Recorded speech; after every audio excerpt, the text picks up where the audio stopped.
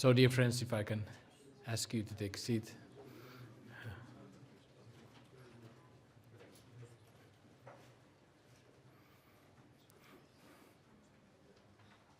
So, dear friends, Europe is under aggression.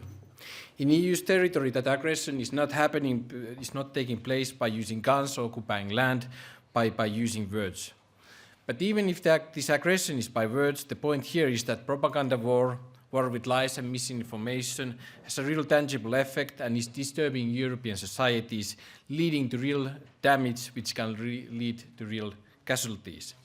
Also, the words are sometimes more effective than weapons because the causality of damage is less visible and more subtle.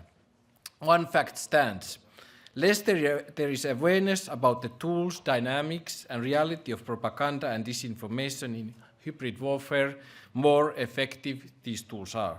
Therefore, this is the very motivation of Martens Center to organize this event, Game of Trolls, turning words into weapons, to enhance awareness, to enhance understanding and knowledge.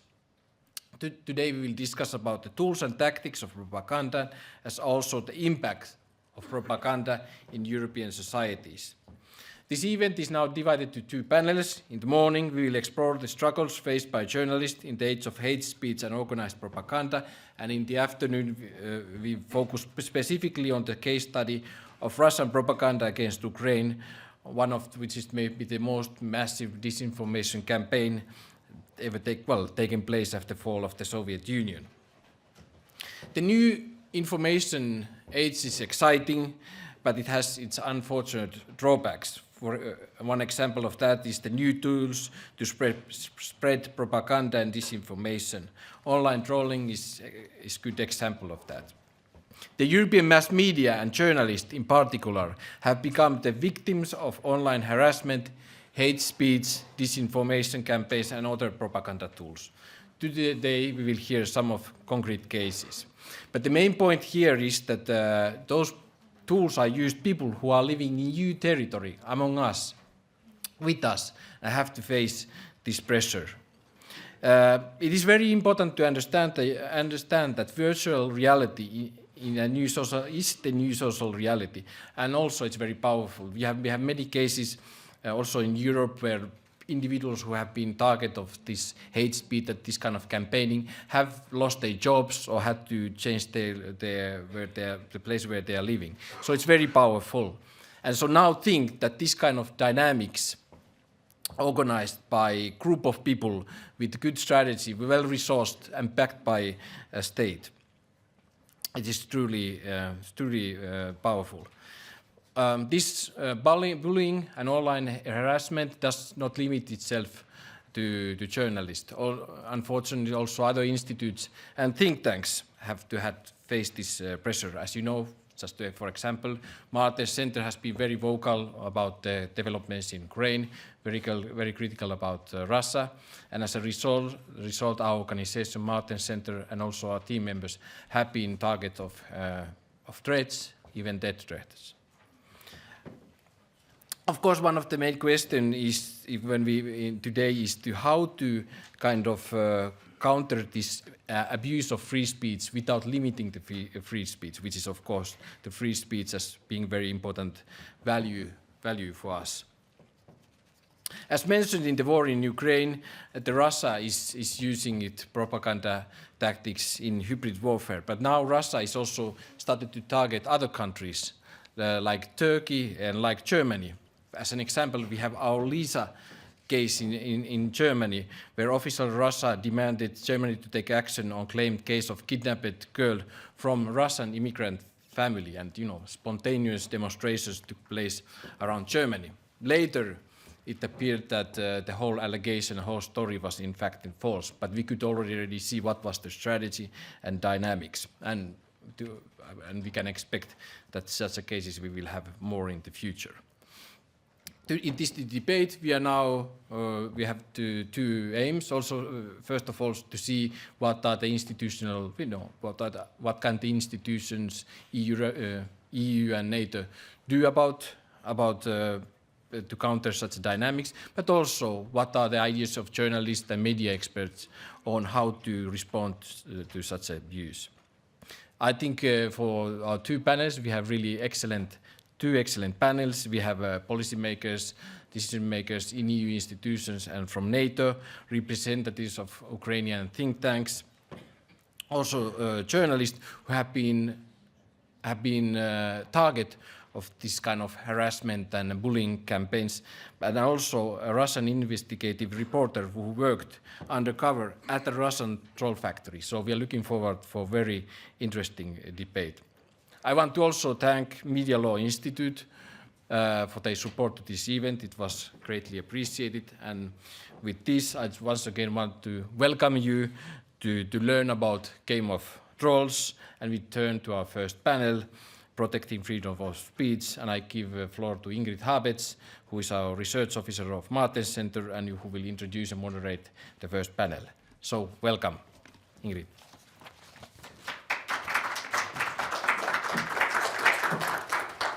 I'd like to invite the three panelists for this panel to sit next to me. I'll introduce them to you in a minute, so they have time to take their seat. Welcome also on my behalf. My name is Ingrid Habets. I'm research officer at the Martens Center and also assistant editor-in-chief of the European View, the policy journal of the Martens Center. I will be chairing the first panel of today, Protecting Freedom of Speech, Game of Trolls. The free world, as you know, they fight their battles with critical but reasonable words in order to bring about change. And their messengers, the writers, the journalists, but also the ordinary citizens, are protected under law. While the West uses these words to replace violence, President Putin turned those words into aggressive weapons by the creation of troll factories. The pen is mightier than the sword has gained a whole new meaning since Putin started his hybrid warfare in Ukraine. The freedom of speech is our basic right and a fundamental value of our free societies, and it's key to our vibrant liberal democracies. We all know that Russia isn't a liberal democracy, and it's not even near reaching the minimal standards of a democracy. Many of the fundamental rights are being violated under Putin's regime. And he has monopolized the media landscape in Russia, and he's now taking a swing at influencing Western media. However, he should not be allowed to restrict our rights too. Therefore, we're sitting here at today's event with the big question, how can we protect our freedoms, our freedom of speech, our freedom of expression, our freedom of the media from aggressive trolling?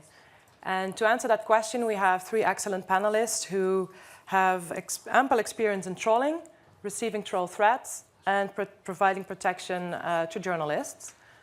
But before I introduce them to you, I'd like to, I think we have to know what we're discussing. So I'd like to talk about the definition of trolling. And I've asked the panelists later on to add or disagree with me if they feel that the definition that I'm providing to you right now is incomplete.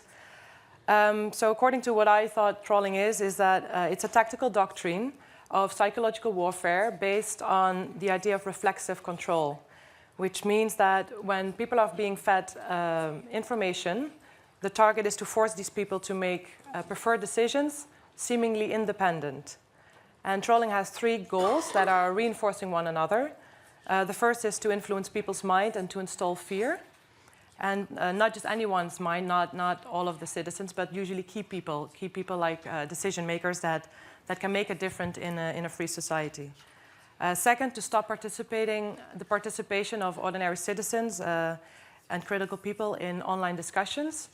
And third, to provoke the target, which means that when the target defends himself, the attacker, the troll, will get confirmation that he's under attack. And I think this is where Putin is heading. He wants us to attack him back so that he can claim that indeed he is that his Russia is under attack by the West. Now, to address these many issues, we have an excellent panel. We have three journalists. The first is on my far right. It's Lyudmila Savchuk. She's a Russian investigative journalist who was brave enough to go undercover for 2 months at an internet research agency, or what we would call a troll factory. And she now speaks out against trolling via the social media group that she founded called Information Peace. Our second panelist is on my close right. It's Jessica Aro. She's a Finnish investigative journalist who led an investigation on Russian online propaganda. And for that, she became a victim of trolling by Russian trolls. And she just shared with me that the trolling has become worse in the last couple of weeks.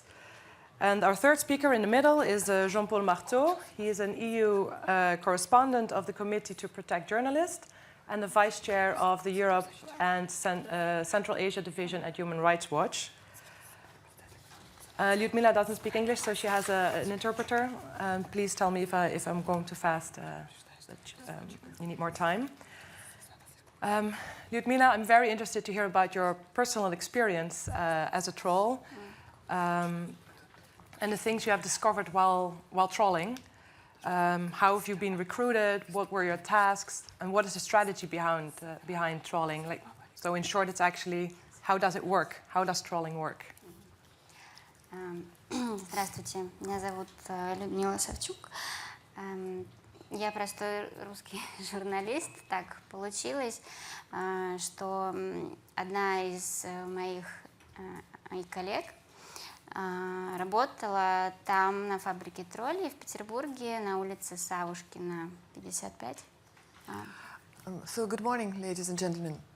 I am a humble Russian journalist, and it so happened that one of my colleagues used to work for the troll factory, which was located at Savushkina Street at the time in St. Petersburg.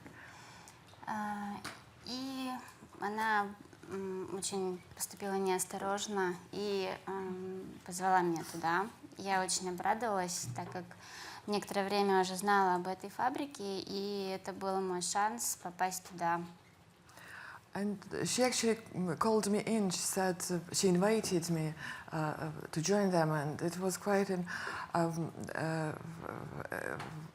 a step on my side, of which I haven't thought very much about. And I was very much excited about the opportunity to know more about their work, which I've heard already in the past. Вообще любой человек может попасть на эту фабрику троллей, даже сегодня. Их объявления о вакансиях расположены на российских сайтах крупнейших, по поиску работы. Actually, it's not difficult to be recruited by the Troll Factory. They advertise freely on all websites and about the vacancies that they have, and people can get recruited quite easily. И в Петербурге вообще есть такая традиция у журналистов и горожан позвонить туда, прийти на собеседование и рассказать о том, что есть такая фабрика. Мой опыт в том, что я продержалась там довольно долго, 2 месяца. And citizens and reporters alike in St. Petersburg have kind of a habit of coming in there and for an interview, and then they can talk freely about what they've seen and what they experienced there. My difference was that I managed to get there and also to stick to my job for 2 months and a half.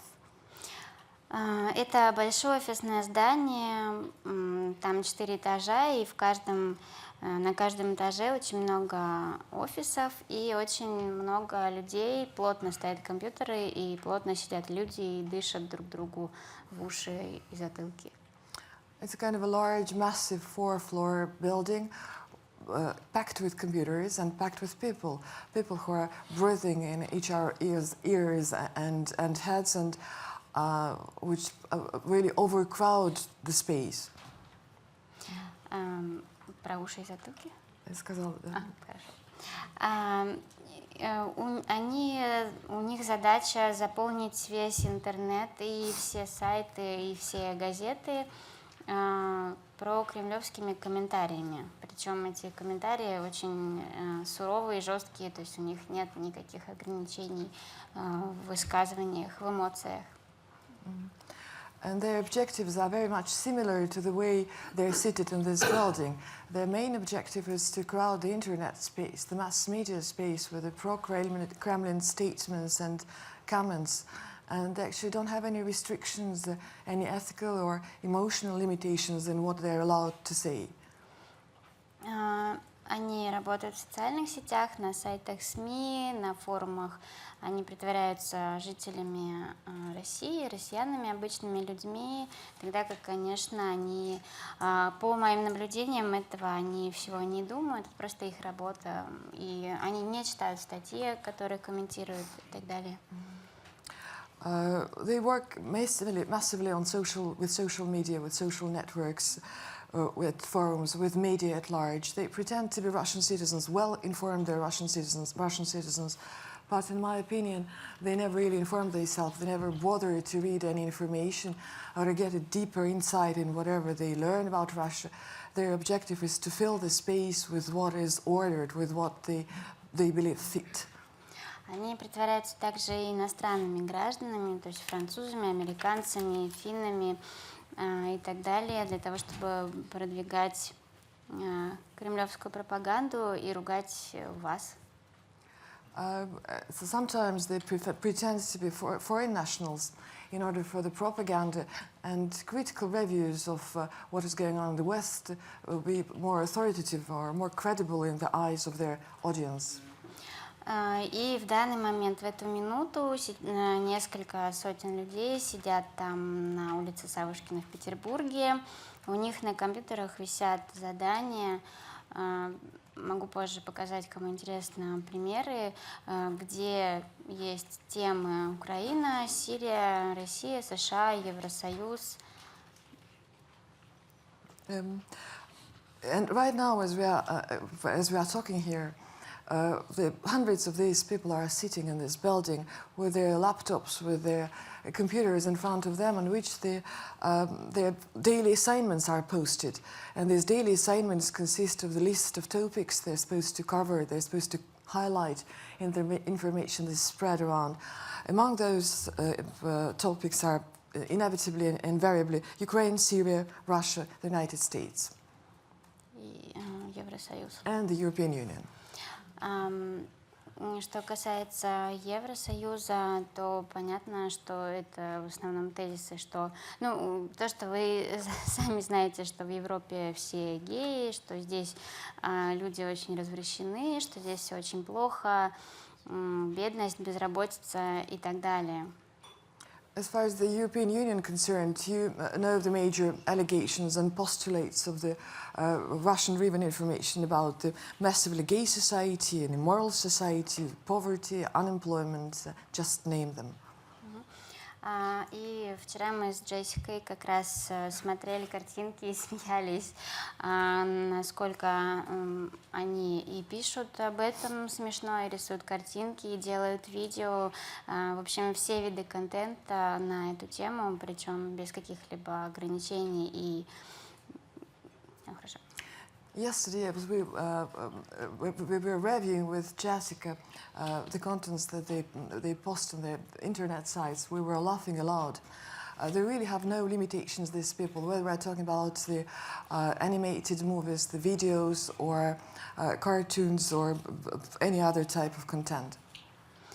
И как раз мы с Джессикой обсуждали, что у них нет никаких ограничений по авторскому праву, то есть они берут и картинки, и тексты, и дальше переделывают их по своему усмотрению, сопровождая какими-то ужасными надписями. They don't feel that they have any limitations on the part of the intellectual property. They can easily borrow some other picture, cartoon, or statement, and to accompany it by the self-invented comment, or the information doesn't exist. Я хочу привести пример. Я попала в один из отделов, они пишут в ЖЖ LiveJournal. LiveJournal.com. LiveJournal. Я работала в отделе LiveJournal.com.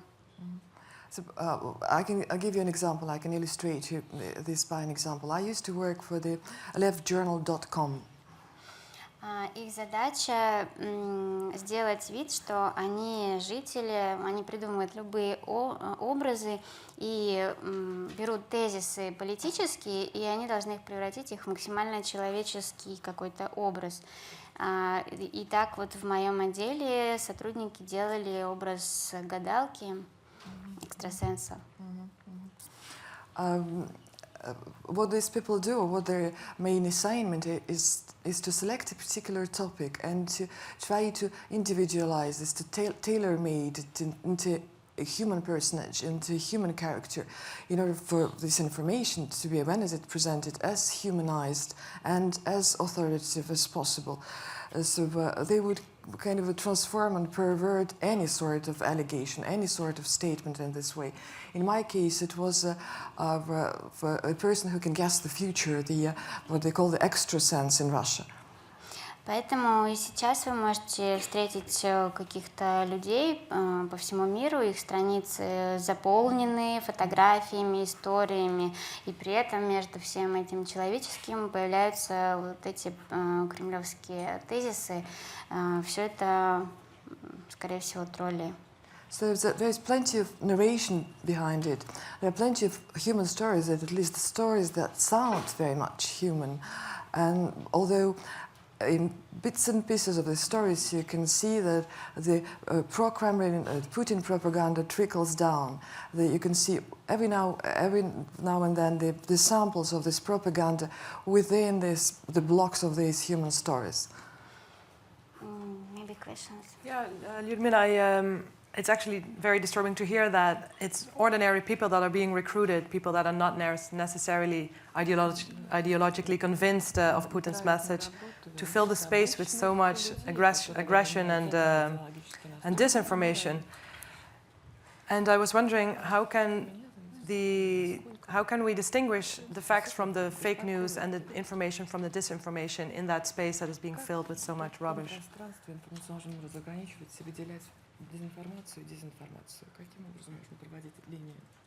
В смысле, как понять, что это... Как находить, где дезинформация, где информация в таком пространстве информационном? Как отличать их друг от друга? Что касается меня, то я в шоке. As far as I'm concerned, I was in shock, of course.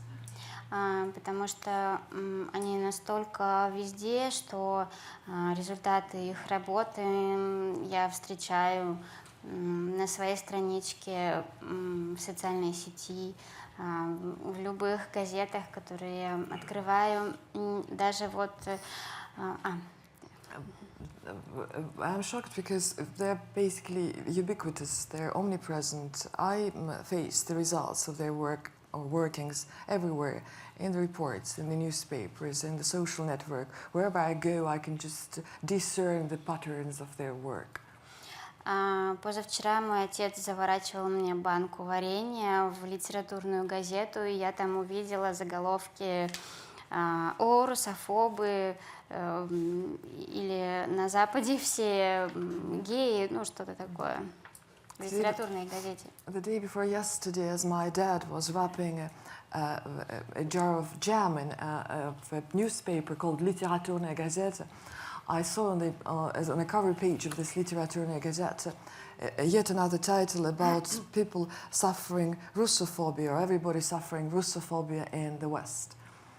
Они писали о безработице в Германии, но не писали о безработице в России, то, что было бы логично. Я хочу узнать о проблемах в моей стране и как они решаются.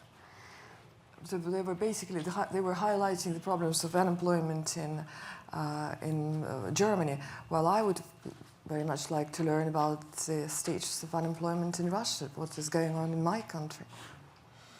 И когда я прихожу домой, и моя мама включила телевизор, выключила его и рассказывает мне, что журналисты нашли какую-то девочку-экстрасенса, которая говорит, что Путин несет добро в мир, а Обама несет зло в мир, мне приходится снова и снова ей напоминать, как такие истории делаются.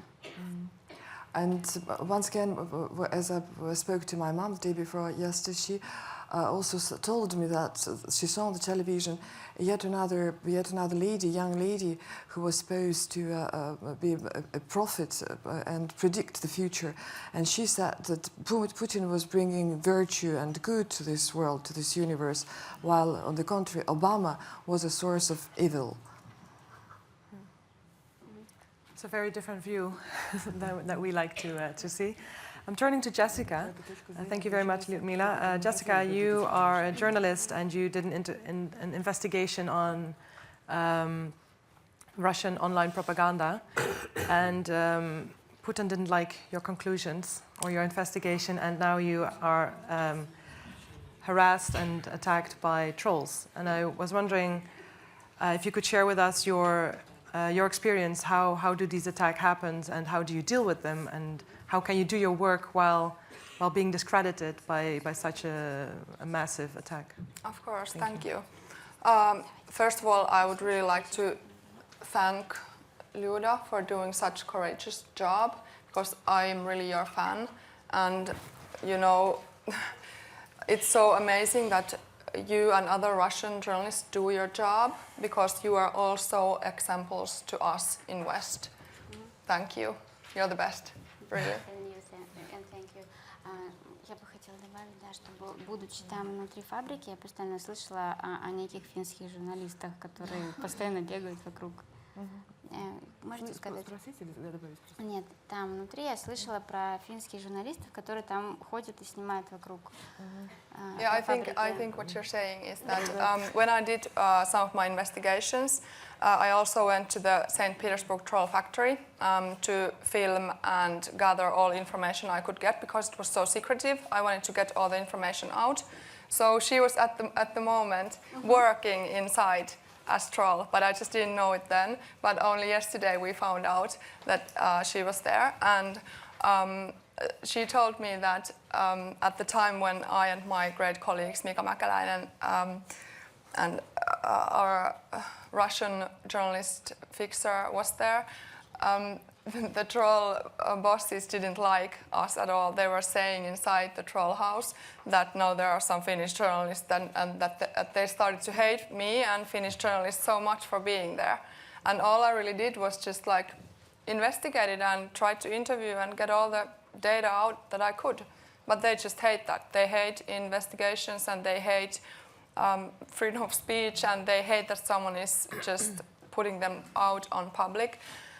But about my story, so my life was still normal 1.5 years ago, but then I started to do these troll investigations. I work with the public broadcaster YLE in Finland, so we published a crowdsourcing article in which we asked people to share their observation and knowledge about trolls harassing them and spreading Russian propaganda online in different forums. And I wanted to do such a crowdsource because it's impossible to really dig into this kind of topic without other people's and Finnish people's help. Because they're, as Lyuda said, they're working in such wide sphere in online world. So then the trolls didn't like it so much, and after that it's just gotten worse and worse. At the moment I am being just all the time like I am being investigated by the trolls. So everything I do or say is immediately, for example, if I make a posting on Facebook, the trolls take it and then they add it to some disinformation content and then publish the content. Also, right now, because this is streamed, probably the trolls are already taking screenshots of the streaming and then putting them up on the internet for everyone to laugh and saying that I am some kind of Russophobe and Nazi and whore and all this. Because that's what happened last time when I was speaking about this on EU. They made even a new Twitter account called Anti-Jessica, and they started to make these clips of my speeches in the EU panel and spread all kind of propaganda about me. But it was just a small operation, and it got ended because someone filed the troll profile to Twitter, and it was removed. But just, I really need to share this. I'm still actually recovering from the latest attack because it was really, really harsh. So last Tuesday I got a text message to my phone. This is really, really horrible. And everyone who knows about this in Finland, so about everyone, has said that this is the worst they have ever seen. And luckily they're supporting me so much. So I receive a text message from an unknown secret number asking, so do you still like speed? I hope you don't still take speed and buy it with tax money. And by the way, if your employer doesn't know, now he knows. So then I'm like, okay. And then my friends start to tell me that there is disinformation article about me, who already like 13 years ago had a little bit difficult phase in my life and had a fine from some drug-related using crime, so just small fine. And I went to court for that, and now the trolls, seriously, they had gone through all court papers in Finland and found my court sentence, and they made these huge headlines, me being the drug criminal and me being like hinting that I am still using drugs and saying that I might have some kind of disease that the users normally have. And that's why my troll findings are so disturbed, because I am mentally ill for taking some drugs. And they put up earlier, they had taken some of my, because I do dancing as hobby, they had taken some of my dancing pictures from social media and internet, and they put the dancing pictures in the filth articles and said that, look, Jessica Aro, the troll hunter, is there taking, having crack and dancing. And they also did in English language articles that I am some kind of a NATO drug dealer. And also they had taken some photos from my Facebook that I am, where I'm with a friend already years ago in New York at Times Square, and they had like photoshopped my friend away and put the picture of me there standing, and the text was something like, it's like my worst crime ever, Jessica Aro in the territory of US. And that was also to prove that I'm some kind of NATO troll and some NATO assistant. So back to what happened 1.5 years ago. There's this very famous propaganda distributor in Finland called Johan Beckman. He works for the Mir bis Nazisma fake propaganda organization, which is worldwide, and has many activists in many countries, and which is apparently funded by Russia and does really bad infowar operations everywhere. And this Johan Beckman started to spread falsified information about me, that my troll crowdsourcing article is actually some kind of cooperation with, that I am well-known NATO and foreign intel services like assistant, and that I'm gathering some kind of register of Putin's supporters in Finland. And so he put this false information in over 10 Russian language fake sites. And after that, I started to get so disturbed emails and phone calls and everything. And after that, this whole 1.5 years until this moment, it has been just like going worse and worse. So it's just not like I'm sending some hang yourself crack whore messages, but it's worse than that, because they actually have some active helpers and some active, very well-informed, open source active helpers who can help them go through even court files, which is of course like secret information, but it can be dug out if you know what to do and how to do it. And then they use it to destroy not only you, but your family too. But this latest attack that they did now just proved to be so like the worst epic fail of pro-Russia propaganda info attack, because now we're just seeing a wave of support to me in Finland, because now every Finnish person sees how horrible, every normal Finnish person at least knows how horrible this is and how illegal this is and how filthy methods these pro-Russia propaganda distributors use.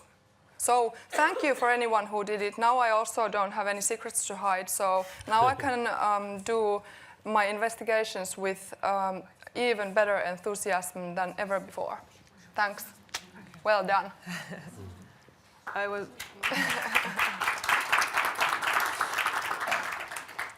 Yeah, I was going to say, although I can only begin to imagine what you've gone through and are still going through, but Thanks. you continued to do your work. Yeah. You weren't discouraged. So how successful are these troll attacks? I mean, maybe you're an exception. Maybe other people are not able to deal with it this strongly. But when is trolling? When is it successful, and what can we do to counter it? Yeah, I am at the moment thinking about different kind of changes to legislations, and I am thinking about starting to lobby some serious changes, because this cannot continue. Because in my troll investigations, I found out that many Finns had already been silenced themselves, as you were saying about reflexive control, so it had worked on them. And some people are just, they are not as psychologically prepared to handle these kinds of attacks as like journalists or anyone else who has been dealing with Russia, for example, for a little bit longer period of time and knows its history.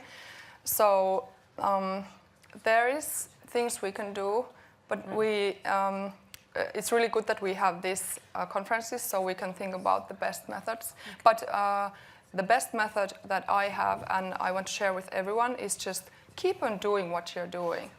Because if you stop, the trolls will win. And who wants a troll to win? Nobody. Thank you very much. To the people of the cameras, can I shift my chair so I can see my third speaker? Am I still?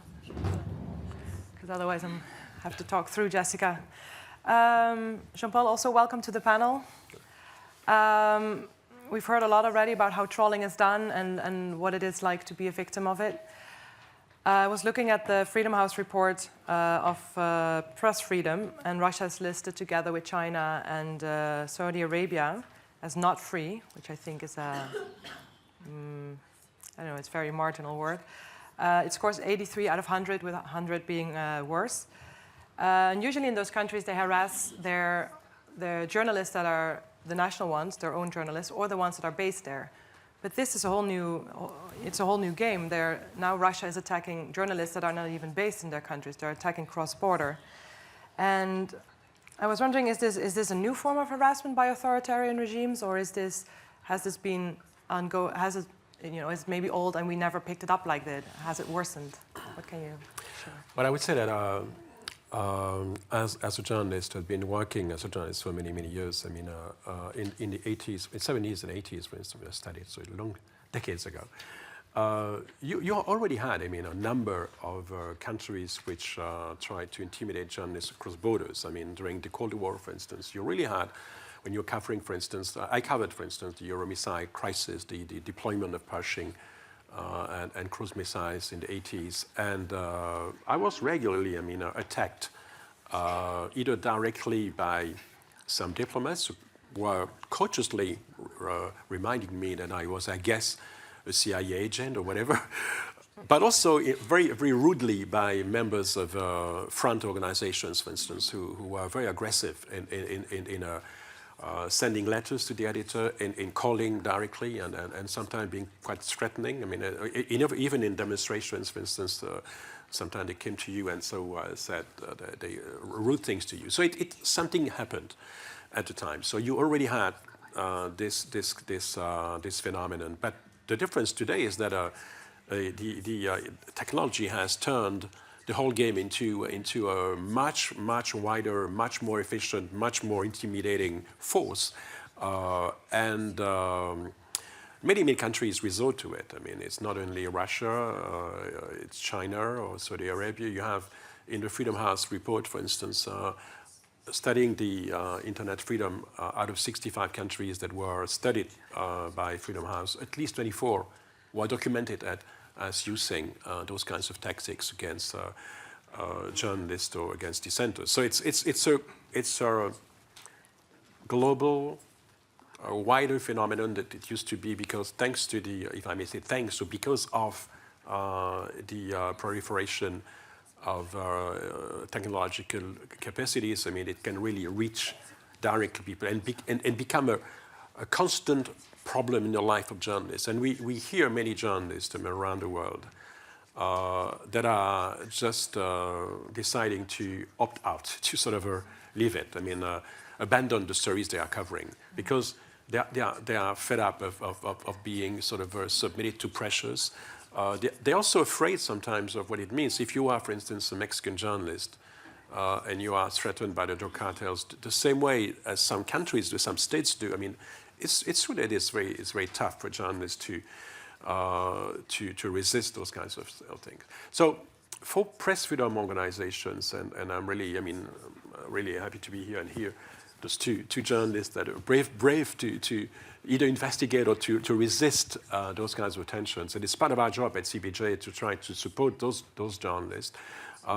We are, to some extent, rather quickly aware of the situation, because it's a form of threat. I mean, so it's which is not dissimilar to what happened to a journalist who receives a phone call in the middle of the night threatening that the journalist that something wrong will happen to him or to her or to his family if he or she continues to work on a specific story. Or it's getting a miniature coffin in Mexico because it's the first in the mail showing if you continue investigating, you will be dead.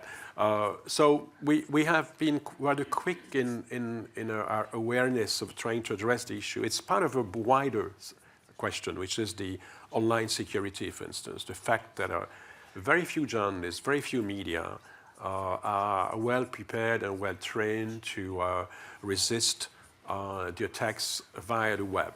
I mean, we really have a problem in the media that journalists are not well protected. They don't have either the awareness or they don't have the resources to protect themselves, and they are very much vulnerable to attacks that take the form of trolls, take the form of surveillance as well. So it's really an issue on which we have been working a lot. The other issue, I mean, is that of course we want to protect journalists from those kinds of intimidating threat, because it's really a major limitation on freedom of expression and on press freedom. At the same time, we're trying to be strong and sort of strong enough to make sure that we're not responding in a way which would compromise freedom of expression. So there's a tension here. And there's an additional tension. I'm European. I mean, I tend to listen to what the European Convention on Human Rights says about press freedom, but at the same time, I work for a US-based organization where there's a different concept, for instance, of hate speech, for instance.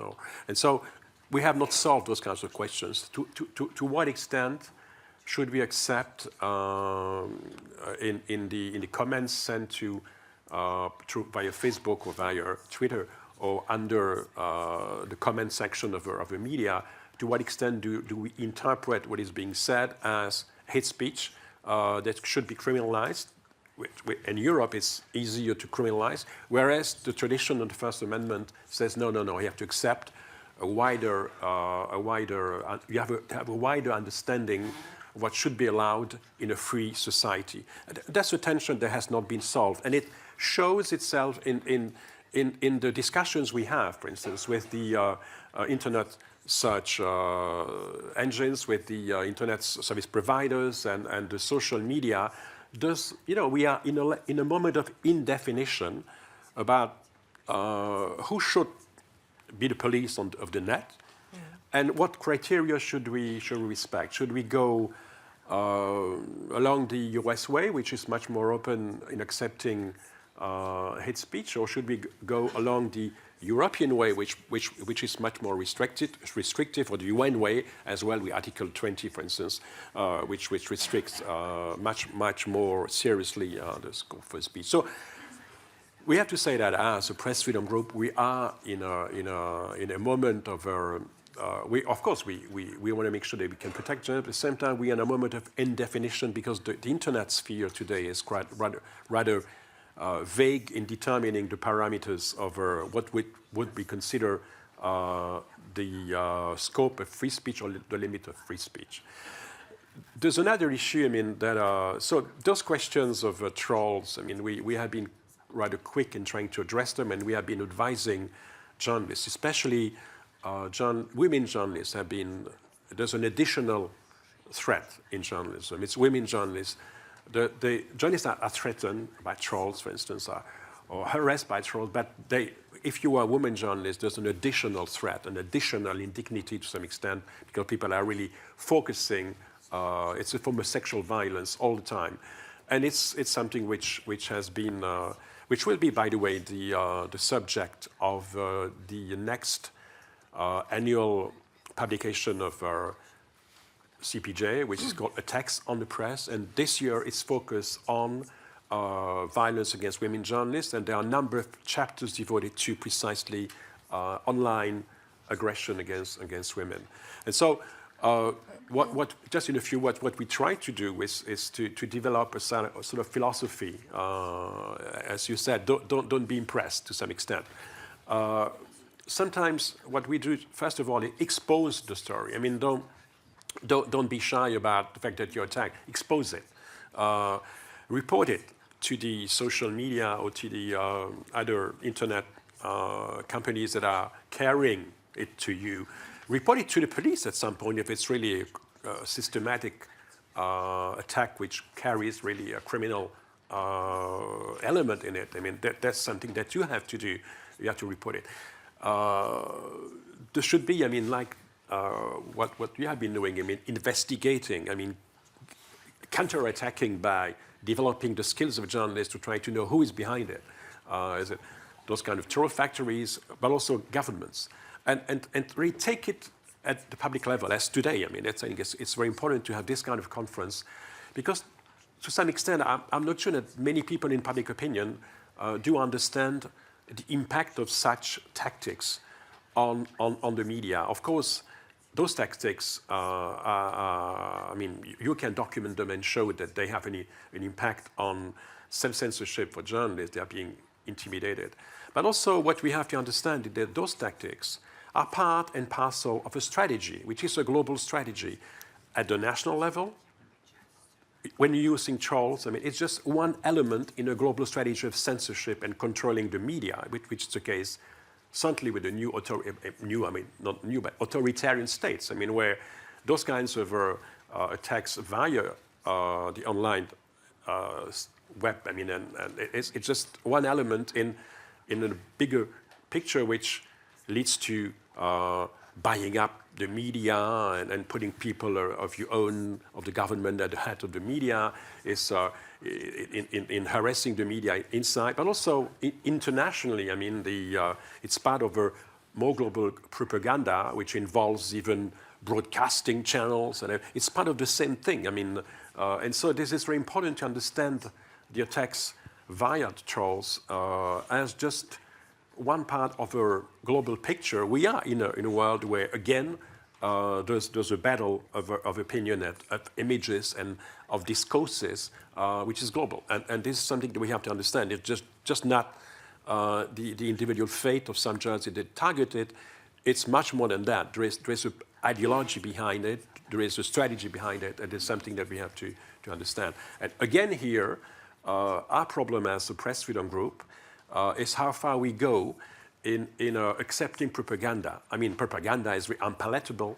It's very ungentlemanly, if I may say. But, for instance, press freedom groups have been very careful in trying to defend the right of governments to use sometimes broadcasters as propaganda tools. For instance, during the controversies that took place during the Kosovo War, for instance, or Libya War, I mean, the press freedom groups were nervous when they had to comment on attacks by NATO forces, for instance, against state broadcasters that were described by NATO forces as part of the command and control centers, part of the war system, whereas the journalists said, well, we're not sure, they might just be propaganda tools. In that case, there's a danger against freedom of expression. So you have this whole debate, these controversies that lasted for a few weeks and then petered out, but it's part of the discussion as well. So to what extent do we consider propaganda as just part of freedom of expression? That's an interesting discussion internationally. But what we do say as press freedom groups or freedom of expression groups in democratic societies, we say two things. I mean, first of all, that we should not combat those kinds of attacks against us with the tools of the enemy. We have to make sure that we use our principles of media freedom, media pluralism, as the major force that we have to counter those attacks. And second, I think that we have to be very careful in democracies not to go into propaganda ourselves. Of course, there will always be some form of propaganda from democratic countries. Public diplomacy is about that. But there are limits to it that no democracy can trespass. And so there's something which I read the other day. I'm a fan of a famous US journalist who used to be the dean of American journalism in the 40s and in the 50s. And his name is Walter Lippmann. And he said, I mean, we shouldn't, I mean, our policy at democracies are bound to fail if we don't respect our principles and values, our treaties and our laws. And as he said, I mean, just allow me to just quote him correctly, and I think it's an inspiration for our work at CPJ. I mean, he said, it follows that in the great struggle with communism, it was the real Cold War at the time, we must find our strength by developing and applying our own principle, not in abandoning them. And I think it should be, at least it is from our perspective at CPJ, or even I could say at Human Rights Watch, we have to fight propaganda, we have to fight those attacks against the press by keeping faithful to our principles and not indulge ourselves in delivering half-truths and lies. And no, we have to be very strong on principles. I think this is the major lesson that I would certainly try to suggest to you to engage this debate. All right, thank you, Jean-Paul. Just a short follow-up question. Do you think that certain democracies are already crossing that line, that thin line that you just described of not abandoning our principles? Have some democracies already gone there, or are they approaching this line? No, I would say we have documented a number of countries that have been crossing lines. But you know, if I take even historically, I mean, one of the major moments when we were shocked, it was during, for instance, the 2003 war in Iraq. I mean, the fact that a government like the U.S. government, I mean, felt it necessary to use half-truths and manipulation of the media, and even to some extent some form of intimidations. You are with us, you are against us. It was something which was shocking to us. I mean, although we have to recognize that if you were a U.S. citizen at the time, you had the alternative. There were alternative voices that were not censored in the U.S. You had a number of media in the U.S. which were critical of the positions taken and the assertions that were not proved, that were launched by the US government. And today, those journalists in those media are the pride of our profession.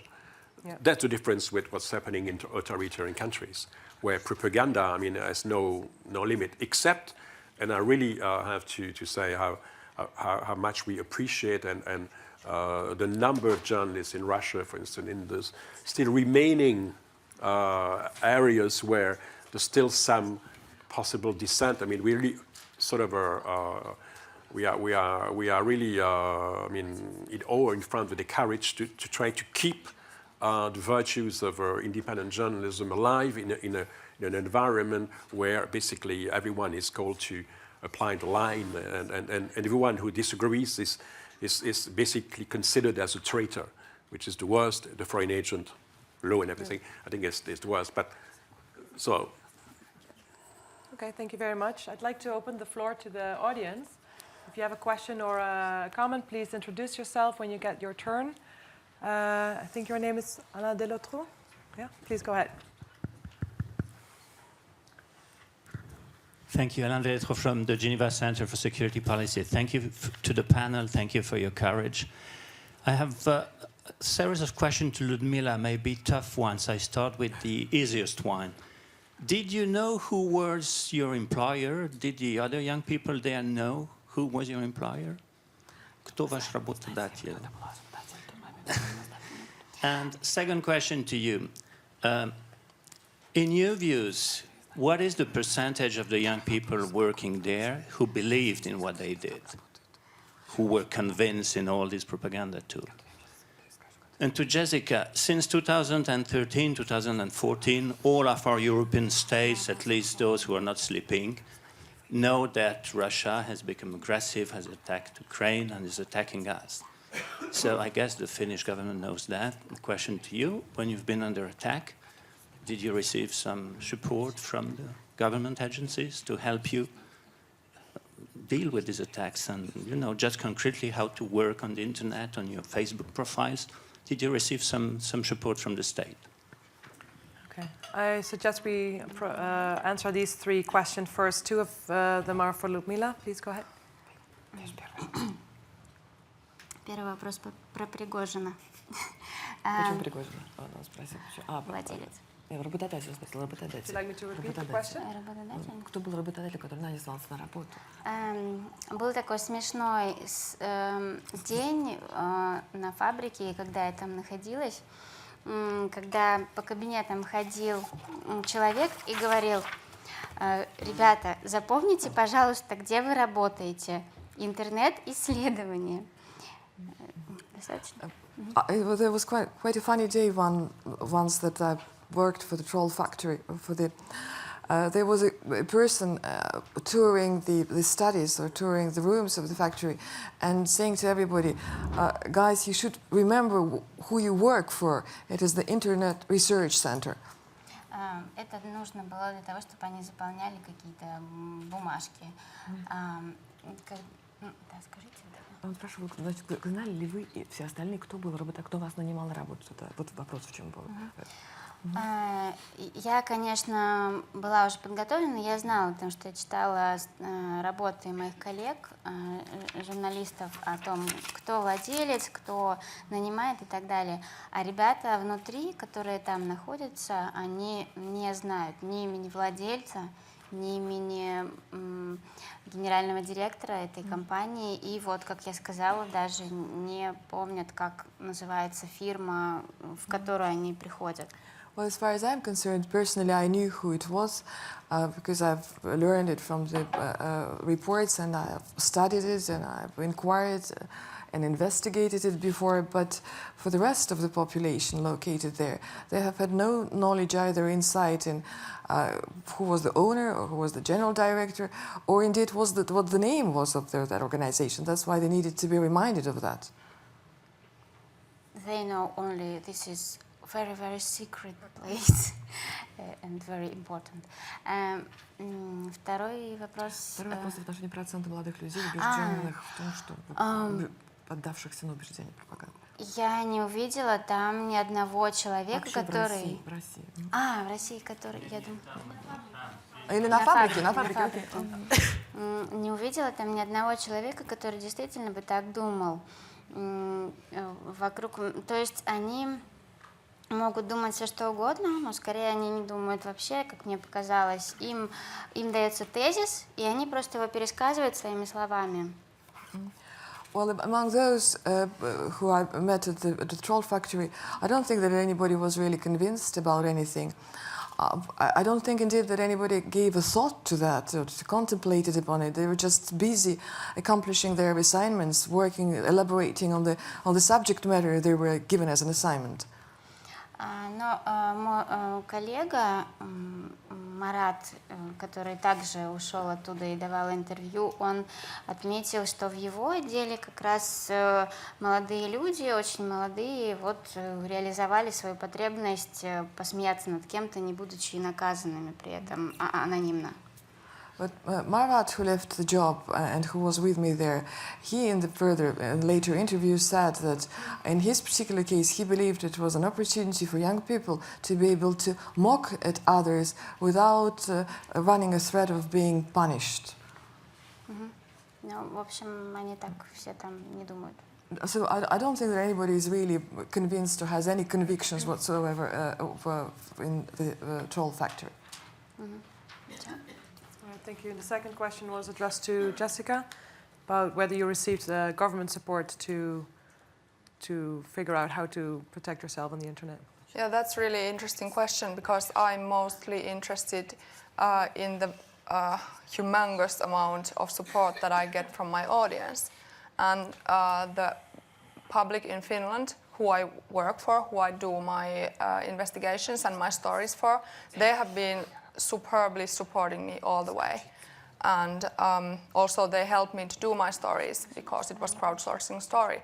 So I'm mostly interested in that. And when it comes to state support, I think that in Finland there is really good legislation, but which is the best guarantee that I can do my job freely, and it also provides me protection to do my job freely. So if these kinds of disgusting attacks happen, then there is legislation for that. So I think at the moment the Finnish state is supporting me with its legislation quite well, but always you can do better. Okay. Thank you. I have 4 questions in the audience. I'm starting with the gentleman in the side aisle. And Hi. A question largely for Ludmila, which I don't know if you can answer it. Did you have any sense of how this agency measured its success? Were they just looking for, whether their messages were being retweeted or reposted, or how did they know if they were doing well? And also, what was the key targets for them? Just was it to attack specific individuals, whether Russian or foreign? Was it to flood comments in news web portals, or did they have a concrete strategy? thank you. Question from Roland. Yeah, thanks very much. I'm Roland Freudenstein, Policy Director of the Martin Center, and well, congratulations to all of our panelists here. My one observation, one comment to Jean-Paul. I have the impression that of course there is a danger of tendencies like trolling also appearing in free societies, but today that danger comes less from governments such as like the US government, as you said 15 years ago, or 10 years, 12 years ago. No, but today, if I look at Poland, for example, it's not the Polish government that sends trolls, but it's the governing party, PiS. And friends of mine have been regularly being threatened also by trolls that are obviously not on the payroll of that party, but are sympathizers. And it seems like these new right-wing populist parties across Europe seem to be very, very well organized in social media, much better than centrist, normal conservative or liberal political parties. So, I mean, I think that's where the main danger is coming from these days. And yes, I of course agree that we should not replicate, in some cases we can't even if we want it, we cannot replicate the Kremlin's methods, because it's a totally top-down system. And our system is and should also be bottom-up, and therefore I think the reply to Russian trolling and propaganda should be actually carried by civil society. NGOs, individuals, networks of people, and so on. Thank you. Let's start with those 2 questions, and I still have 2 more to go after that. So the first question is for Ludmila on the targets of trolling.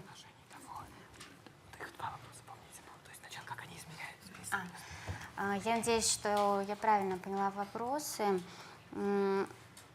Вот как я поняла, по моим наблюдениям, эта фабрика это такой низовой уровень пропаганды, То есть самый такой простой. И на этой фабрике успешность измерялась в количестве просмотров, лайков, там, репостов, в количестве друзей у этих фальшивых аккаунтов и так далее.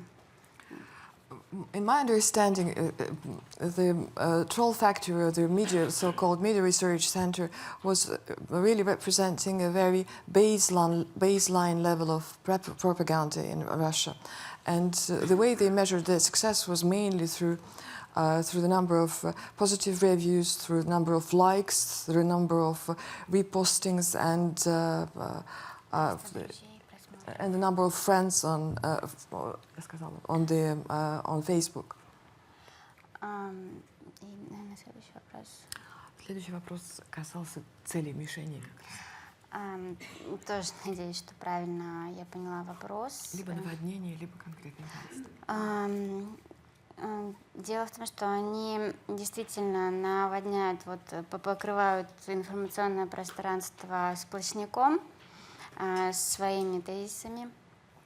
As far as their techniques are concerned, they rather, as you rightfully mentioned, flood the information space with their allegations. Но иногда у них идет точечные информационные кампании против конкретных людей, журналистов и так далее. И нужно уточнить, правильно ли я поняла. But sometimes they also use the target campaigns against individual reporters. Спросите. Is it? Does it? То, о чем вы хотели услышать, да? Я хочу привести пример. Почему нас это беспокоит с каждым днем все больше? Я живу в Петербурге, где я вижу, что вот такие информационные тролль-кампании ведутся уже не только против каких-то людей, которые на федеральные темы что-то несут в информационное пространство, но и против обычных людей. Сейчас я приведу примеры. And what is of utmost concern to me is that I'm living in St. Petersburg, and what I have been observing lately is that these troll campaigns are now targeting not only the federal level journalists and reporters, but just ordinary people. Когда против меня делали сюжеты на центральном российском телевидении, на Раше, РТ, крупнейшие газеты, «Комсомольская правда» и так далее, это как-то еще можно понять. Но когда против каких-то совершенно безобидных инициатив жителей, которые, например, защищают свой сквер от вырубки, или продвигают тему здорового образа жизни и велосипедизации города, против них ведутся вот такие кампании информационные, где используются те же методы, те же тезисы и то же оружие. Clear enough, they have used their tools in order to publish the information about me on the broadcast on the Russian RT, or to publish it in the Komsomolskaya Pravda as a report who they considered as an adversary. But then they also targeted the ordinary citizens of St. Petersburg who would, for instance, protect their square from demolition, or who would promote the use of bicycles in St. Petersburg. И получается сейчас, что обычный житель, россиянин, журналист он или нет, он абсолютно беззащитен против троллей и против журналистов-троллей. And right now, this ordinary citizen finds himself without any defense or protection against trolley and troll journalists in particular. Мы не знаем, как отвечать на такие нападки, на эту абсолютно страшную ложь, потому что в суде никак мы не можем защитить свои права вот в этом плане. И у нас нет никаких механизмов реагировать на ложь журналистов и нападки троллей. And we don't indeed know how to protect ourselves against those blatant lies, neither in court nor anywhere else. СМИ, средства массовой информации у нас сейчас такие же большие и маленькие фабрики троллей, так же, как и фабрика троллей. Because the entire machine of Russian mass media right now can be considered as a larger scale troll factory. Я слышала такую, ну, по некоторым данным, вот эта фабрика троллей на Савушкина 55 – это такая опытная площадка для того, чтобы этот опыт потом передавать в другие сферы. My understanding, and from what I heard, this troll factory at Savushkina Street in St. Petersburg is considered as a pilot project to be disseminated and widely spread all across Russia. Я не слишком долго.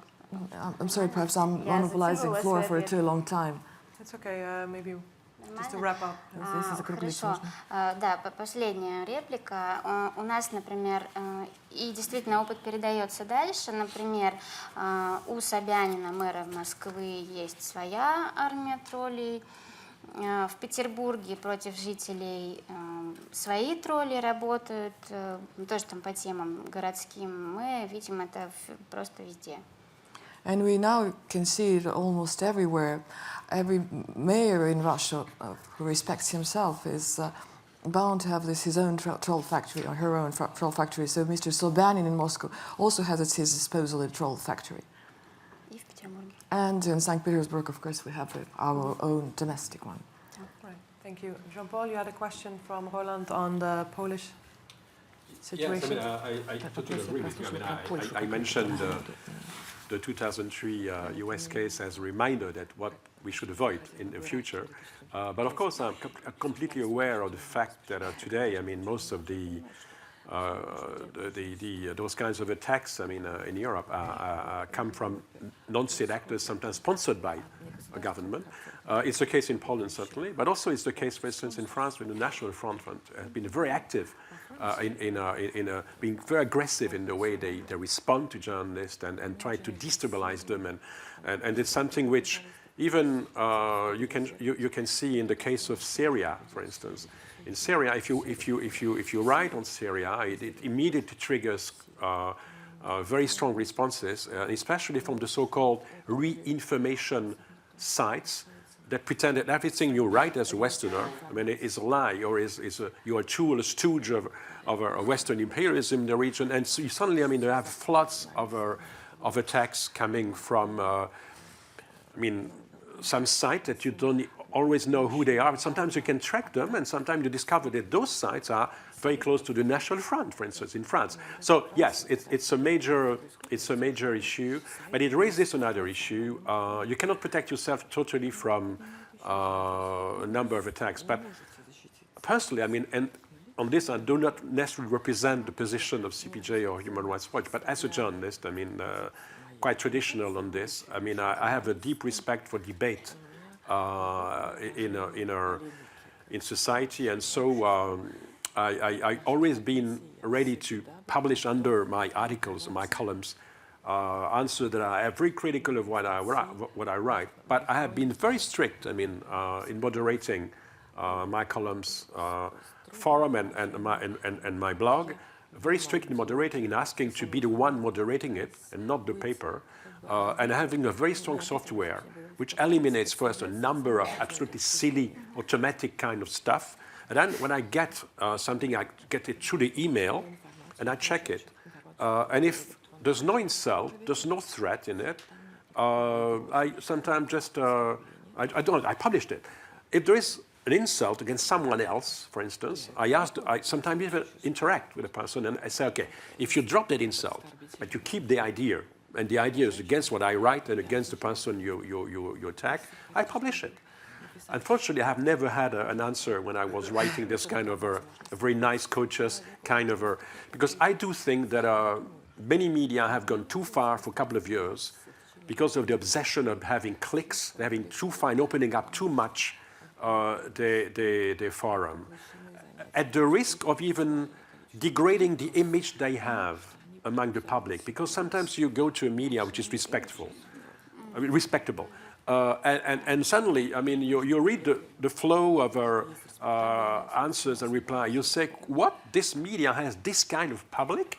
Wow, I'm not going to be associated with this kind of media. And so now there is a reaction on the part of the media, and if you talk with people like people from the World Association of Newspapers, for instance, who have been having reflection of what should be the rules guiding the policy towards moderation and public debate, you see there's a retraction away from this obsession of having the largest public available at the risk of having nasty discussions and insulting discussions.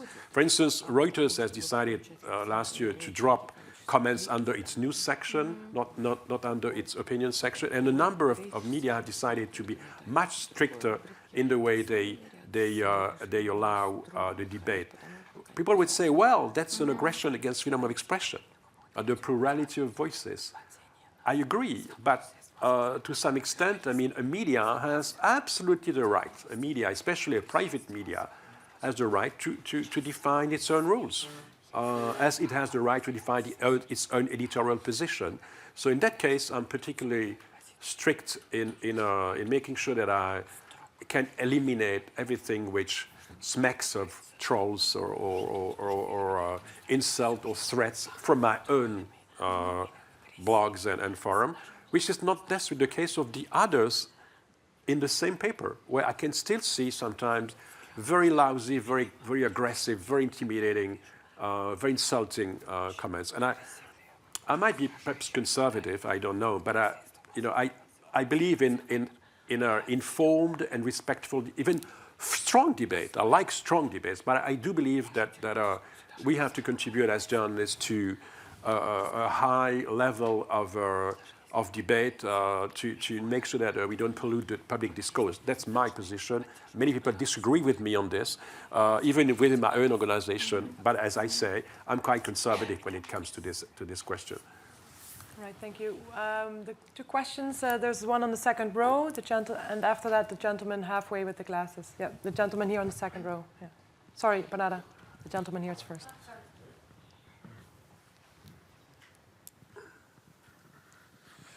Thank you, Johan ten Geuzenam. I would like to go back to trolling and what trolling is, because I think we need to understand it a little bit better. And I have a question both for Ljudmila and also for Jessica.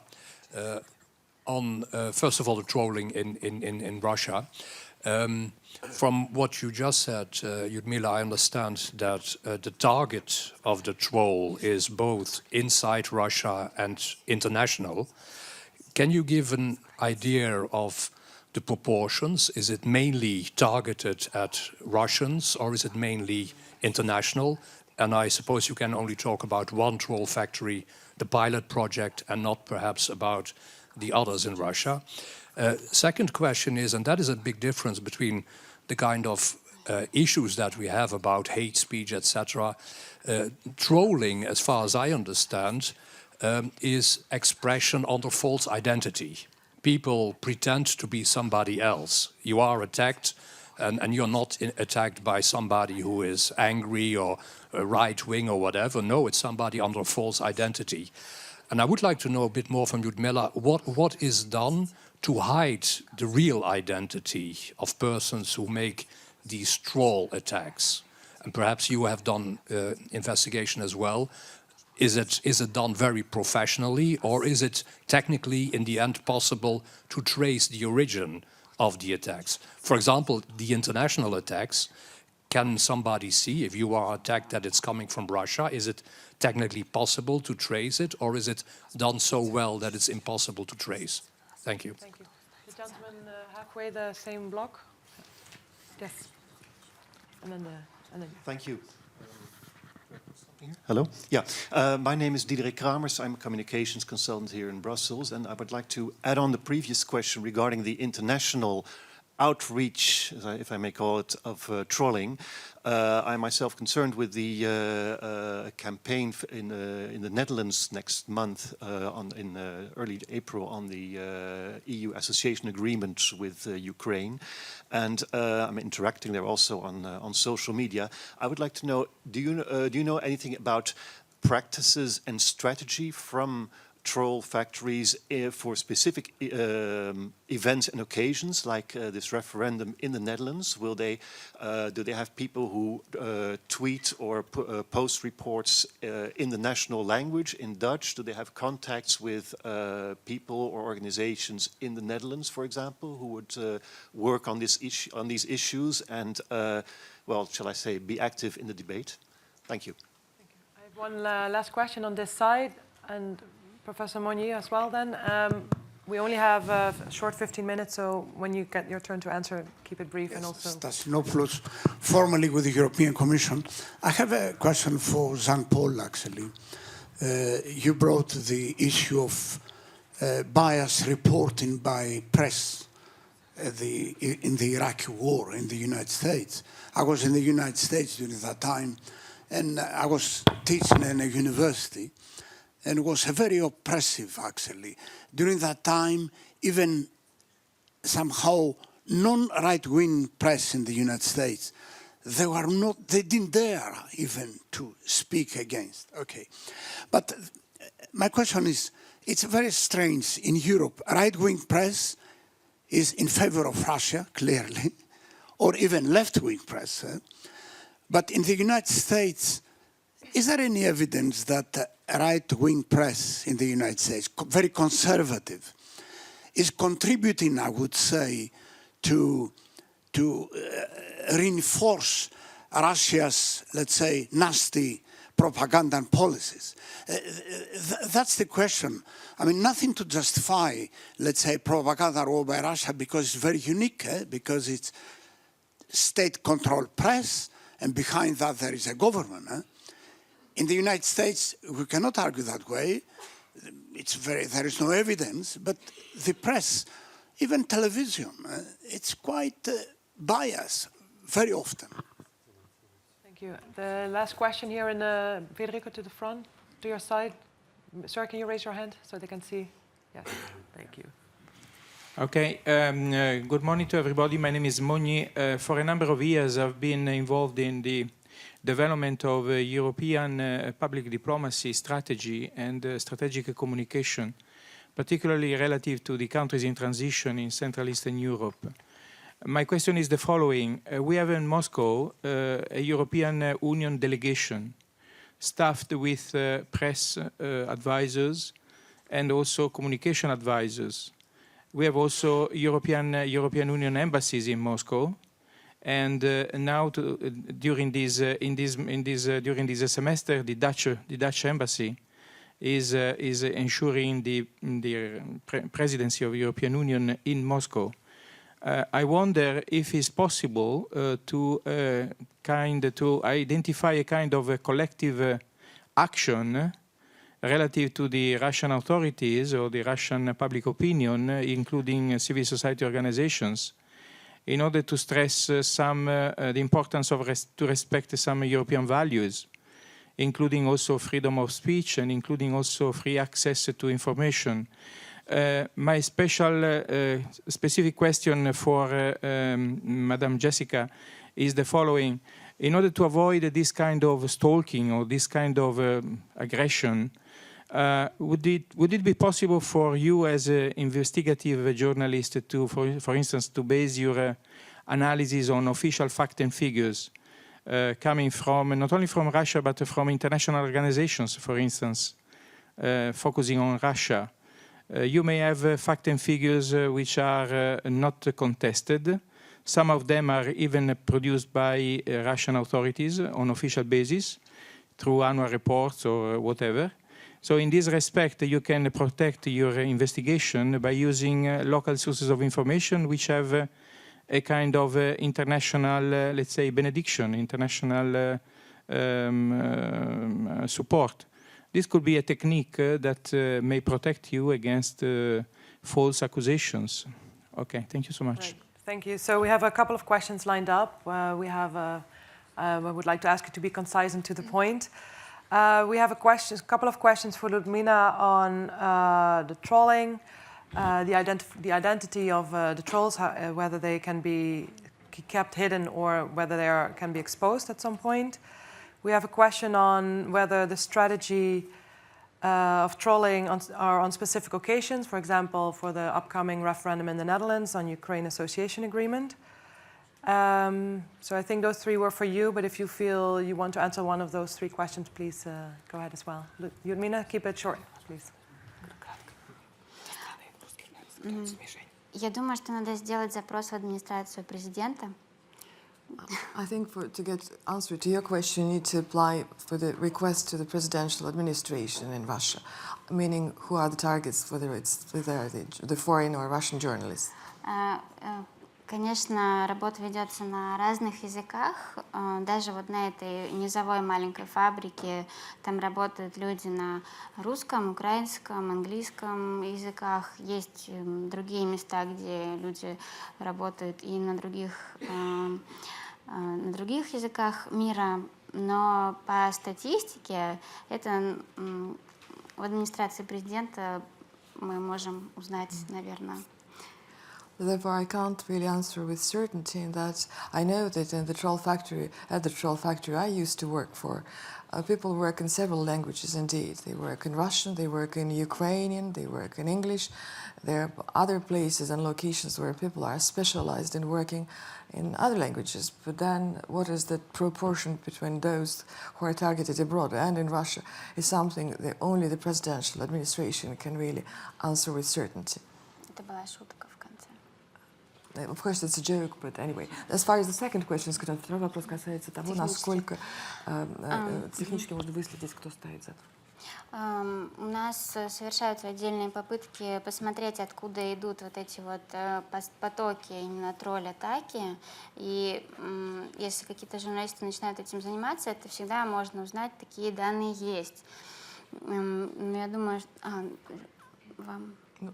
Я думаю, если бы сейчас международное сообщество бы озаботилось этим вопросом, вполне можно увидеть, откуда идут вот эти вот информационные атаки, вот этот поток, и вполне можно хотя бы с троллями... Людей, можно их отследить, их можно найти? Да, можно отследить и хотя бы, понимаю, что нельзя, например, заглушить центральное телевидение российское, Russia и так далее, но в техническом отношении фабрики троллей вполне можно хотя бы затруднить их работу.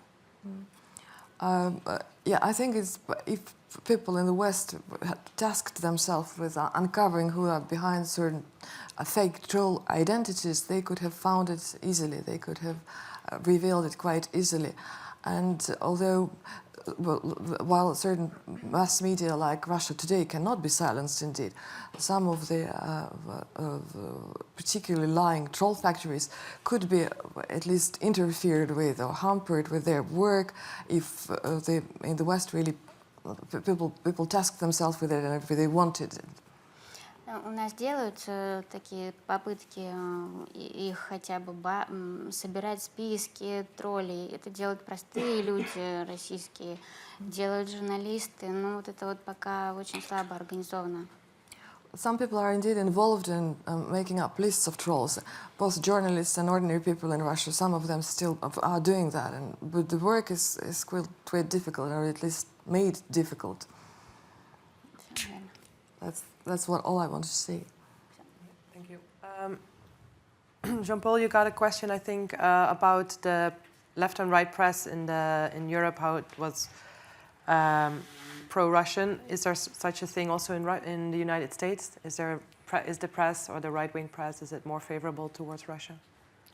Do you know anything it's about difficult that? to generalize it, and to be fair, I mean, it would be dangerous to in a few seconds to summarize it. But it's true that in the US you have a number of right-wing media that are quite close to the philosophy of Putin. I mean, some like Pat Buchanan, for instance, who was a rather arch-conservative, former candidate for the Republican Party, who represents a sort of a nationalist view in the U.S. I mean, has been quite, has been often relaying, the legitimacy of of Russia asking for, I mean, it's un-West message, if I may say, but it's a minority. You also have, I mean, some people in the US who are professors and academic institutions, for instance, who tend to be invited quite often by RT, by the former Russia Today, for instance, where they provide a sort of an anti-US view, reinforcing the capacity of RT to say, I mean, the US is not better than others, I mean, things like this. But I would say it's a very marginal thing. I mean, I'm not going into the 2003. I wrote a book about 2003 in the press, and I try to be fair on it. So it's less. I mean, you cannot caricature the way, I mean, the U.S. media covered the Iraqi war, because there were great examples, and many more than people think of independent journalism regarding the positions of the U.S. Government. So. Okay. There was a question, Jessica, towards you, how to use facts and figures. I don't know if you want to say something about that. And I think there was a question pending on collective action to Russian authorities, how we can keep respect for our values. I don't know if there's something you want to say about that too. It's such a nice idea. You can try that, and it should be tried. But if it has any effect, you never know. But my best guess is maybe just kind words aren't enough. Then also about my sources and my data sets. I have so many data sets. My stories are just based on so many different data sets and so many different sources. It's no matter what you do, that trolls will still try to destroy you and silence you if they see that you're doing such good job and are a high-profile target for them.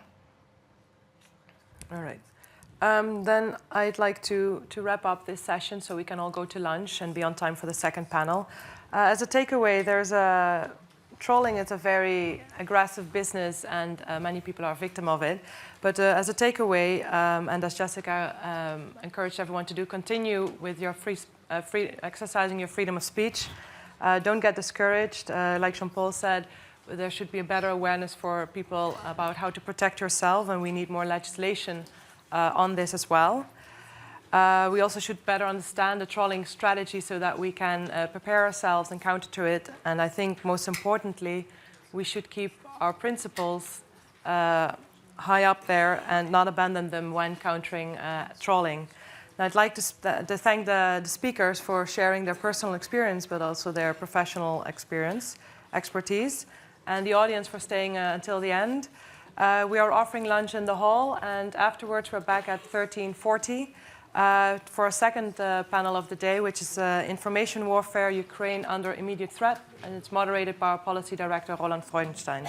Thank you very much.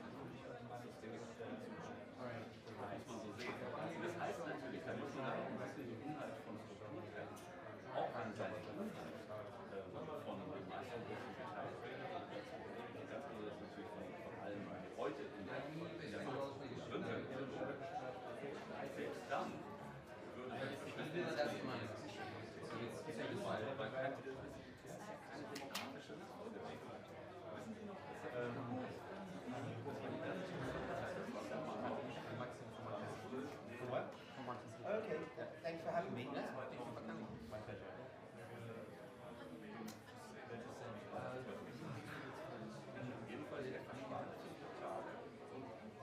Ja,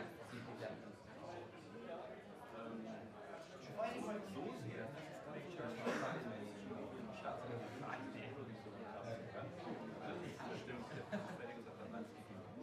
er freut sich hervorragend, er hat Termine, und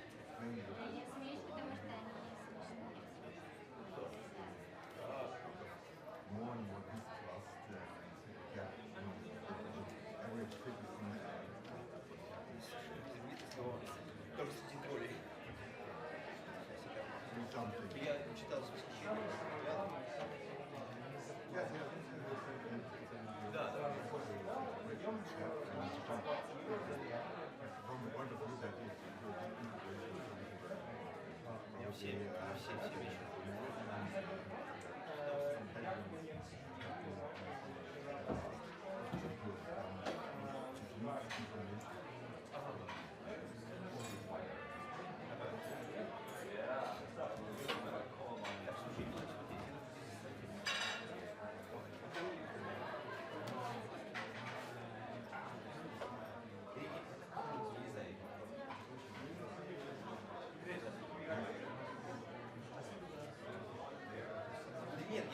Нет, I'm the worst. Я просто...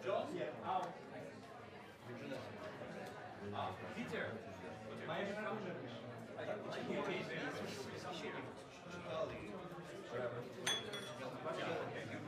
Да, умеешь.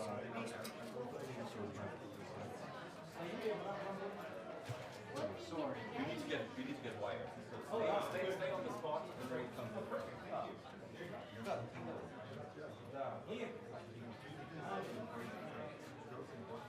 ваши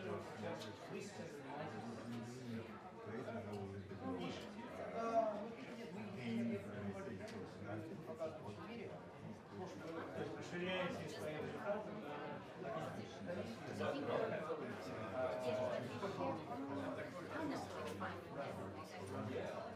The number is perfect. Then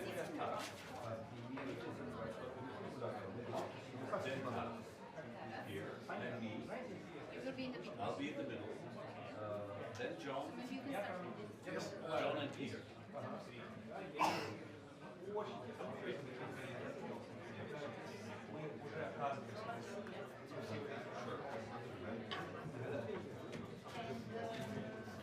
And here are the two of us, John and this is Peter, 4, 5. John and Peter.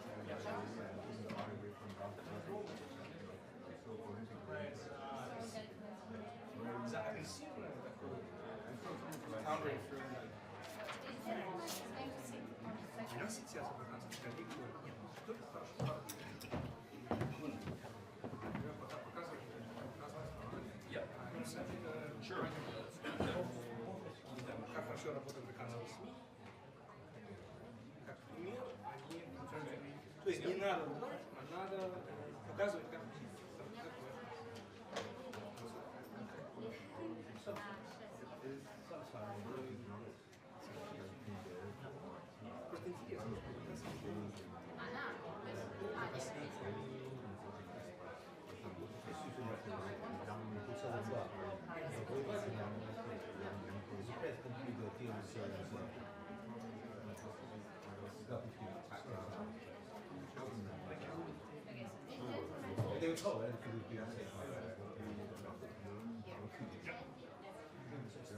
интересно. They have a yes, but also because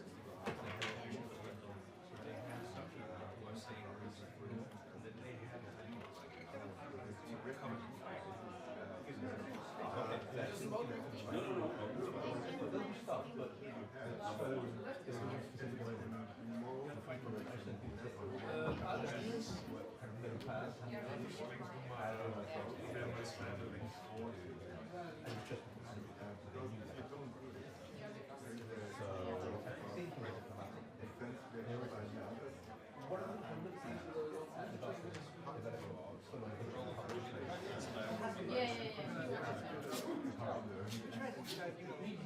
Look at our website. You have to really say, together in Syria, it's nice. One of the niceties about how we support this and that, how much money we spend, and then basically also here's our disinformation. Or say that we're leaving so the same source says to. So my standard answer is that our website is always going to reflect the current state of affairs. And a part of it is that we have to work together. Another part of it is we really dislike it. So we say both, right? People kind of kick it. People are capable of this actually.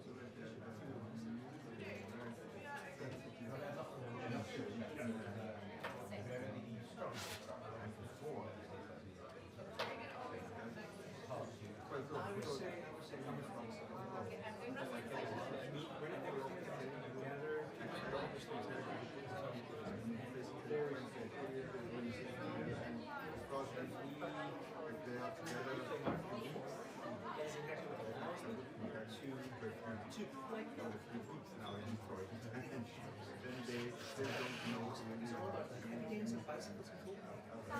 city planning, green, ecological, the zero effect of being a major crisis in our area.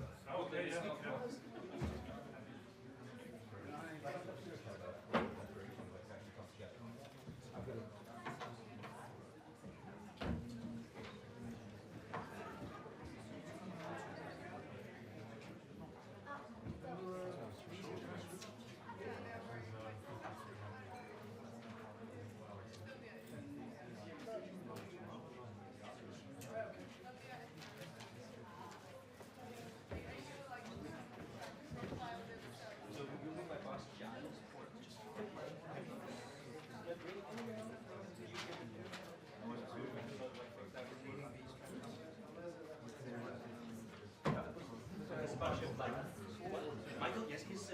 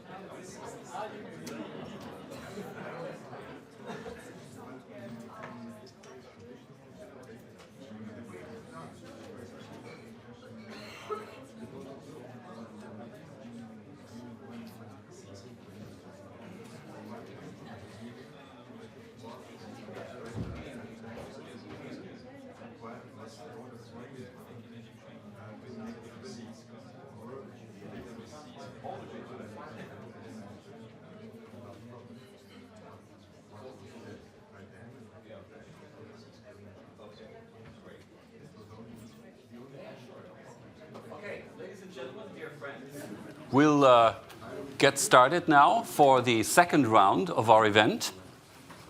And we're now talking about a little bit more the general picture, as we've been discussing trolling and trolls and the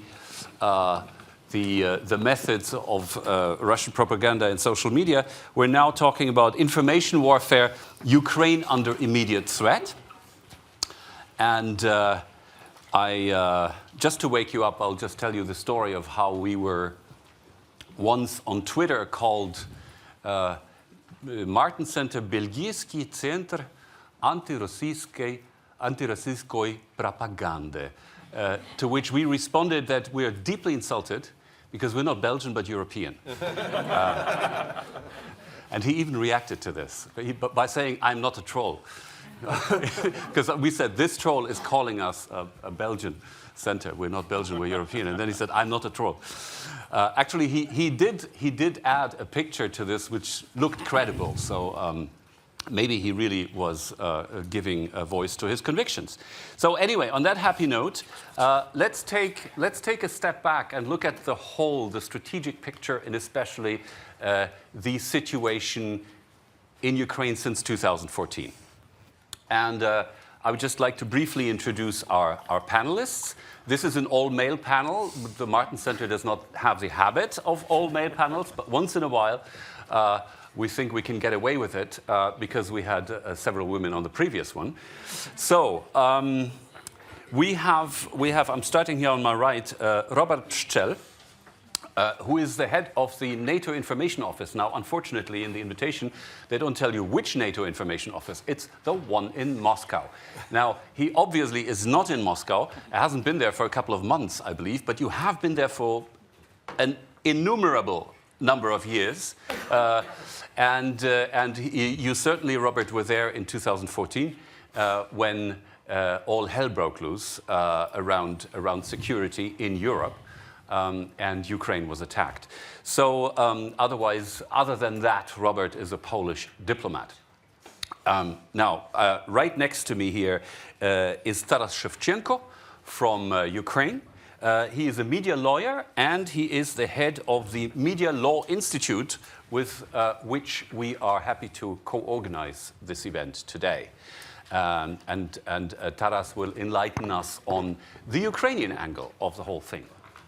Now, on my left, John Kist, who is an EU diplomat in the External Action Service from Denmark originally. He works for the East Stratcom Task Force, the new, or not that new, but half a year old unit in the External Action Service that is specifically dealing with the complex task of countering Russian propaganda.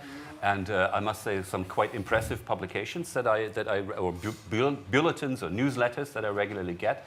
And congratulations on that. Thank you. I think you're off to a good start. And last, but by no means least, Peter Pomerantsev, the Pope on Russian propaganda, if I might say so. Not only the author of Rabbi.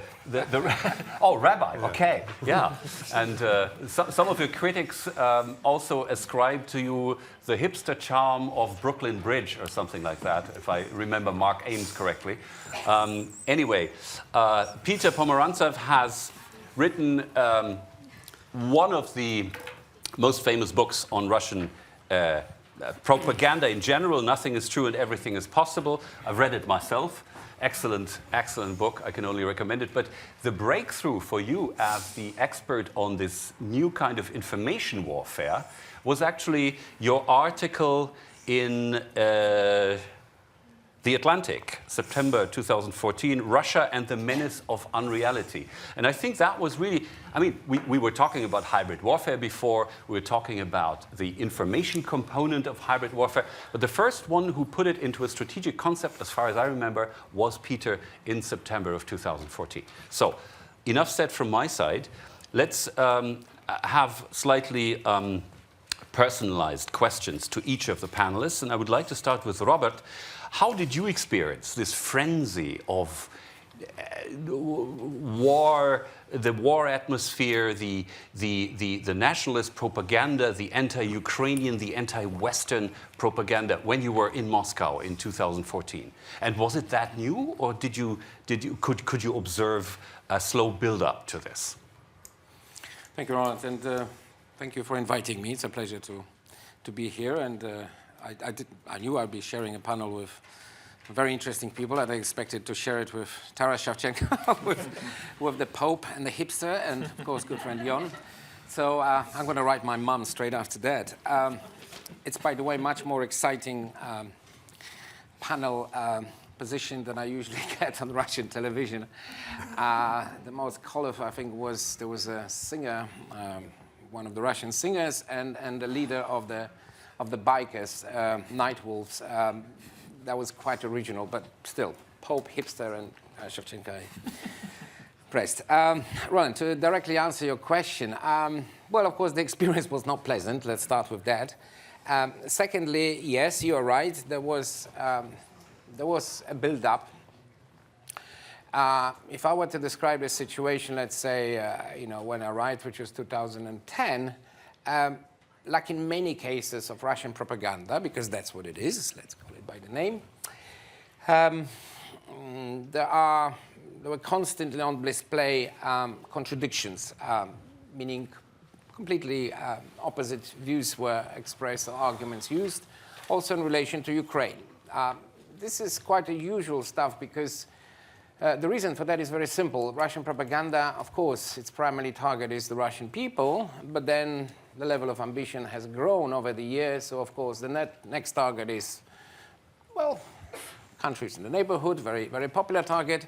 And then, of course, the broader international community, including the West, including international institutions, and so on. And, of course, we know it from NATO's point of view. The classical contradiction is that in Russia, it's good to portray NATO, for example, as a bloodthirsty military, US-dominated cowboy-type machine. Whereas, of course, in this milieu, for example, Sputnik RT tries to do is, we are divided and useless and so on. It's a classic. When it comes to Ukraine, the evolution was to some extent similar, but the change was even more dramatic because, if you like, we've been, an old horse target of Russian propaganda. I remember when I arrived in Moscow, literally at the airport, I was met by, well, of course, you met by various people in uniform, but, the young pogranichnik, the guy checking my passport, seeing the mention of NATO, and he said, NATO, so spy. I said, no, on the contrary, we actually, as a NATO Information Office, we disseminate information. After a brief sort of thought process, which has entered his brain, he uttered, propaganda then. and that's how it has been also in the case of Ukraine. So 2012, let's say 13, the contradiction was Ukrainians are the best friends of Russia, and Russians are the best friends of Ukraine.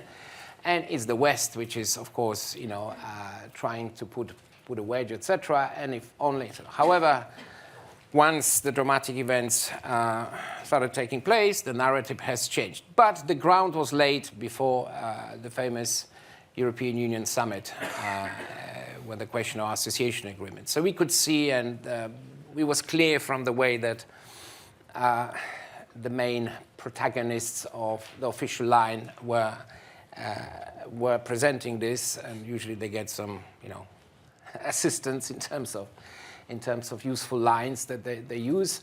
It was clear that an assault was being prepared, in terms of demonizing the agreement itself, of course, and any kind of link. So that's where I would say that in the context, at that time, in the context of Ukraine, EU has, if you like, joined the ranks of NATO on the top of the most dangerous institutions against which a fully blown campaign had to be started.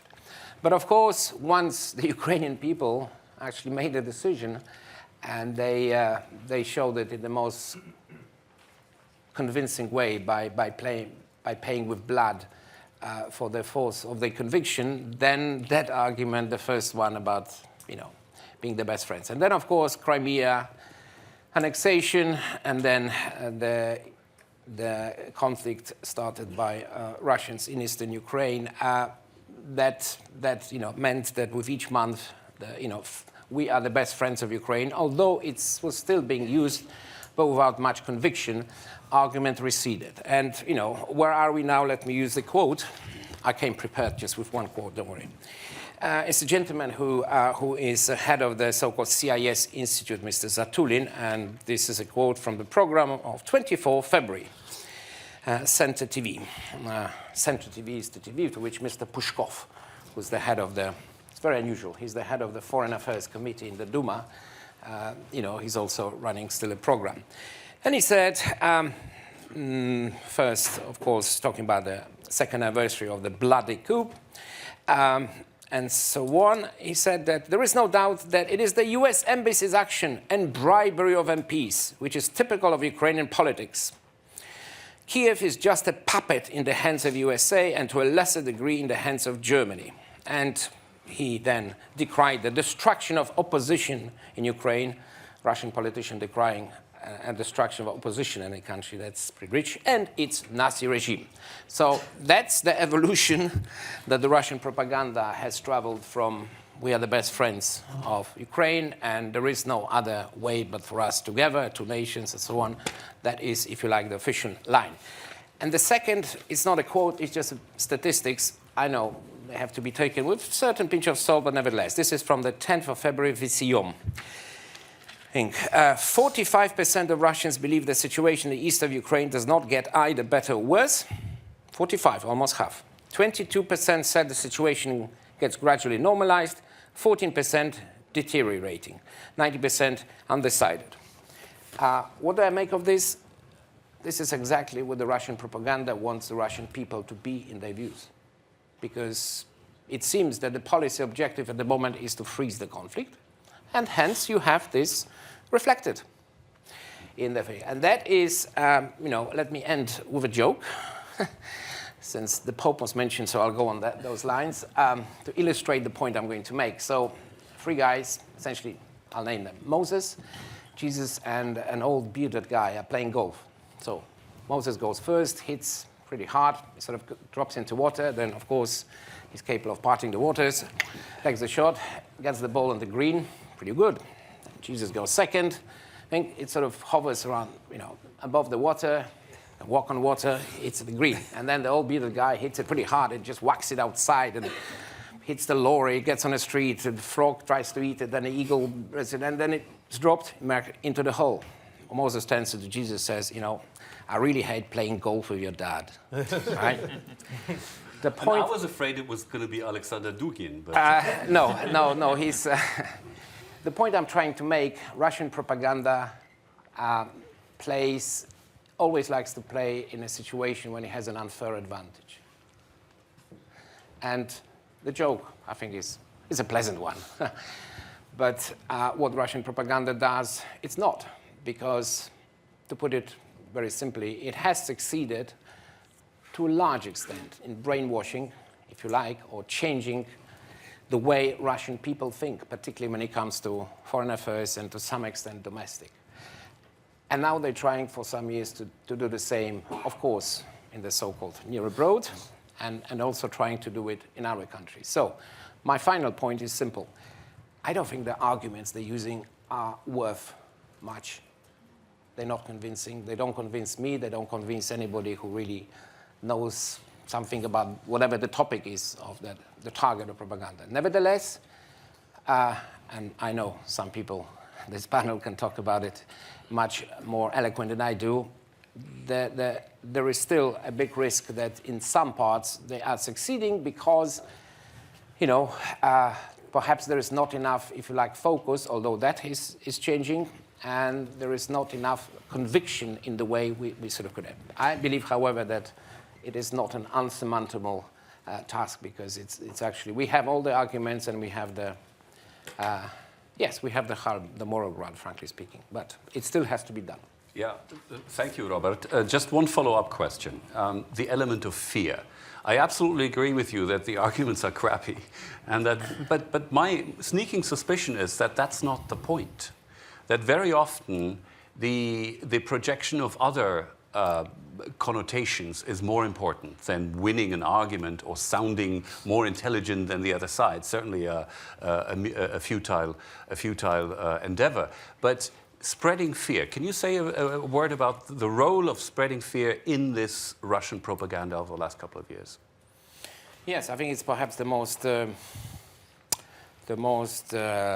dangerous and the most the saddest, even tragic element of this particular project, because this is actually about the Russian civil society. The point is that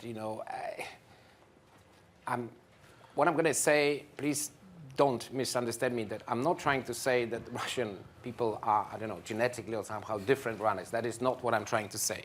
But as a society, in the last 20 years, so much effort has gone into subverting, if you like, demoralizing the Russian society. And the facts are that when you talk about civil society in Russia, you cannot simply compare it to the civil society in our countries, nor, for example, in Ukraine. So we don't have really independent NGOs, almost any. The media, there are few outposts, if you like, and there is a growing fear among those few who present alternative views. And in fact, in the last even one or 2 weeks, a couple of people who are well known for fearless, if you like, opposition in their public views to the official narrative, if you like, they decided to leave Russia. And that is a process that has been happening for a number of years. So fear is certainly there, and it plays a part, but it also, if you like, it's either fear or, to put it bluntly, a form of bribery. So those two mechanisms work. Yeah, I meant spreading fear to the West. Using propaganda in Western countries or vis-a-vis Western countries to spread fear of confrontation with Russia, war, even up to nuclear war. You remember that very, very briefly after the initial Green Men showed up in Crimea, Dmitry Kiselyov showed up on primetime television with this mushroom cloud in the background and saying that Russia is the only country that can reduce the United States to radioactive dust.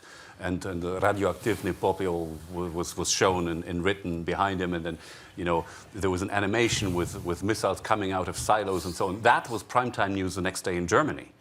So I mean, I think that maybe you can just say 2 more words. No, I understand. Okay, sorry. No, yeah, that's true. But this is again the problem. There is that they contradict. They have contradictory aims because there's still an attempt to portray Russia as a peace-loving, sort of, if only the world listened and agreed, whatever it is, whether it's Syria, whether it's a conflict on Ukraine, whether it's relations with NATO. Russia only means well, and it's just when it arms itself to the teeth and spends inordinate amounts of money on offensive weapons, it's still the peace-loving thing. But the other purpose, which contradicts the narrative, is of course, well, fear is a strong word, but certainly to intimidate, that's for sure, to sow discord, to sort of portray, everybody who tries to have a different view and actually do something about the challenge which Russia poses as disunited, as ineffectual, as and at times degenerate almost, because the conspiracy theory is one of the favorite ploys.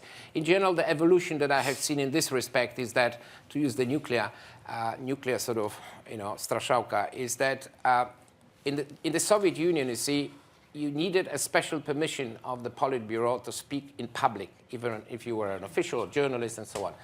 These days, this is clearly no longer the case. So what we've heard on the fringes, if you like, of the Russian even political spectrum some years ago, we're going to use maybe nuclear weapons, now has entered the mainstream. And that is certainly some worry, because regardless of the propaganda effect it tries to achieve, which is, you're right, it tries to sort of demoralize, if you like.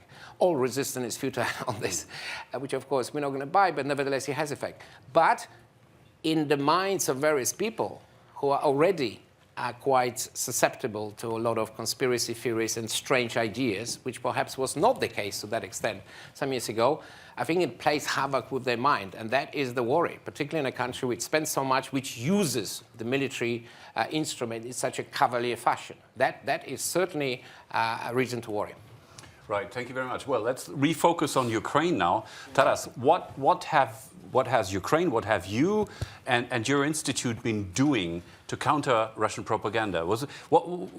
I'm sure there was a learning curve. I mean, I think even my superficial observation showed that you were 1 year later, you were much better than in March, April, February, March, April 2014. So what was the development there? Thank you. First of all, I want to mention that I disagree that propaganda started 2014. It started long ago. And the main information line that Russia was using was about victory in Second World War. And that was having several consequences. First of all, glorifying past and united Russian nation, saying that this is the biggest victory, and it belongs only to Russia, and that's actually, we should glorify our grandfathers. And second, very important things that was used then to start war and to point at Ukraine as enemy, it was having line that's like pointed at enemy, that fascist, Nazi was the enemy. Our grandfathers, they were successful in that. And then they were pointing into Ukrainians, into Svoboda or other just patriots, saying that these are fascists. You should hate them. Half a year before Maidan, on May 9, there were anti-fascist marches in Kyiv, organized by pro-Russian parties. And it was just nobody was thinking about possible situation in Ukraine half a year after. But the moment when Maidan started, the rhetoric, anti-fascist rhetoric was the most crucial and still most crucial. Like persuading people who live in Crimea, in the East, in Russia, why they should hate Ukraine? Because we are fascists, because these people are Nazi, because Nazi took power, and people who were voting in Crimea on referendum, they were absolutely, completely sure that Russians came to protect because that's the only safe harbor. If you leave Crimea, Nazi would kill you. that's belief that was built during long time. Yeah, and that's you really need to brainwash people, and of course in Russia as well. Yeah, is there any possible way that Ukraine or Ukrainian NGOs can compete with such a propaganda machine? No. We can do quite a lot. We did quite a lot. There are great initiatives like Stop Fake, who were just taking images of from Russian media, showing Ukrainian soldier with Nazi symbolic, and then demonstrating that this picture was taken from Russian newspaper and this is some prisoner from Russia. Or take an image from Russian media with Ukrainian tank with swastika on that, and then demonstrating the same image from Ukrainian newspaper without swastika. It was just added afterwards. But there were thousands and thousands of such images. But what is more important, Russian propaganda was also influencing people's mind, first of all in Russia, but those also who are like affected by Russian propaganda, like Crimea and east of Ukraine largely. That yeah, everybody is engaged in some sort of propaganda, everybody is engaged in some sort of manipulation. Ukrainian media are as well manipulative, they have an own reason for that, so that you shouldn't believe that. And it's still somehow unbelievable for many Ukrainians who have friends and relatives in Russia, when during Maidan and after Maidan, they were calling them to explain what is happening, and nearly no one could change mind of those people who live in Russia to persuade them about what is happening in Ukraine, that there are no Nazi. This is just complete wall like zombie. They were saying, no, like all buildings are still present, there was only one which was fired. They said, no, we know that everything is completely ruined in the middle, or like we know that you don't have food in supermarket because we saw it on TV. So the way how it influenced, that's enormous. And our messages, our initiatives, like we were preparing special briefing notes for Western organizations, we were like keeping facts and showing wherever possible the consequences. That's only part of work. My personal belief that if we don't finalize like the whole situation with some on international level, with first big researches, because I think not many people would believe to Ukrainian who is part of the conflict, that probably I'm too subjective, but there should be many good academic researches about this situation that I'm describing. And second, I believe that there should be international tribunal that should decide in some time with what really happened in the east of Ukraine and in Crimea, and the part of war, like informational part, the media role should be strengthened in the same way as it was done in Rwanda. Yeah, it's more like sophisticated Rwanda case. There were probably no direct claims in official media, though there were many in social media, probably by these trolls about whom we were talking in previous session. So yeah, we as civil society, what we also do, I'm coming here to speak to you and to send our messages. And this is not so much visible from a side. It may look like, well, these Ukrainians, they started fight between themselves. I think that the Lisa story from Germany probably demonstrated more, especially for Germans, how it works. You may look at the story and say, well, it's stupid, and our government already described that this is stupid.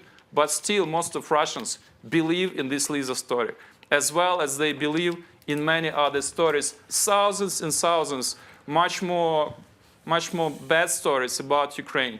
Just this final phrase to finalize, there was a story about crucified 3-year innocent boy that was shown on Russia national television. Like a witness who was coming from Slovyansk was saying that when Ukrainian army came, they were killing and raping everybody. They gathered everybody on the main square. They took 3-year boy and crucified him on the wall. And then they were also like cutting him so that he would suffer more. And they took his mother and they were like the tank was like dragging her like 3 rounds on the main square. And that's part of stories, what they were doing. And there were hundreds, maybe thousands of Russians who took weapons to go to the east to kill Ukrainians who are fascists and Nazi who did so with 3-year innocent boy. Taras, just one follow-up. What are you doing different today from 2 years ago? Where do you think you have palpably improved your counter-propaganda performance? I would say that situation changed in a way that when war started, there is nearly no sense. There is no sense to enhance war, to continue doing that. So that at that moment, it was more important to work with each story like that and trying to demonstrate that this is wrong story, that that kids, they're from Syria, not from Ukraine. Yeah. While now I think that such work is already less effective because harm was done. War already done. Violence is on a great level. And I believe that, and what we do differently, we now try to more do on a long strategy. And that's what I mentioned about researches, about like academical decisions and conclusions, and trying to push for some legal instruments as well. And legal instruments should deal not just with propaganda as not clear legal term, but with hate speech, with violence, with starting war. Okay. Right, let me turn to John now and the External Action Service here in Brussels. What can you do in this whole game? What do you see as your strategic tasks, and where do you see you're going in future development? Yes, first of all, thank you for inviting us to this event. It's not the first time we appear on these events, and also just in Brussels, we've had a series of them, and in quite a few of them, the trolls are in the headline. I think that's a very good, even journalistic way of attracting attention, because the trolls are a good emblem of the issue we're facing. But I think it's also been voiced many times already today that it is the top of an iceberg, and that it might be sort of a symbol of the problem we're facing, a broader problem of propaganda. Now, I work in the East Stratcom Task Force, which is a team of 9 people which has been established against the background of a decision by the Council in March last year, so the anniversary is approaching, where member states instructed High Representative Mogherini to form a special unit to address or to work with 3 different objectives. And that's going to be my first answer to your question, what are we doing? The first objective we're working with is to promote a positive narrative of the EU in the Eastern Partnership countries, or in EU's Eastern neighborhood. The basic message that are in the Council conclusions, which is our mandate, is that if we want to counter propaganda, it has to be done against the background of supporting a positive narrative of the EU. So while we do certainly address issues of disinformation, I'm going to return to that, we also earn the right to do so through making the EU heard in different areas of policy. We have a Russian language website that was launched just a couple of weeks ago, which gained a lot of attention in Russian media, especially in Russian media in Russia proper, because of course it's interesting that the EU, perhaps for the first time in the EU's history, has a formal, official, permanent outlet in a non-member state language.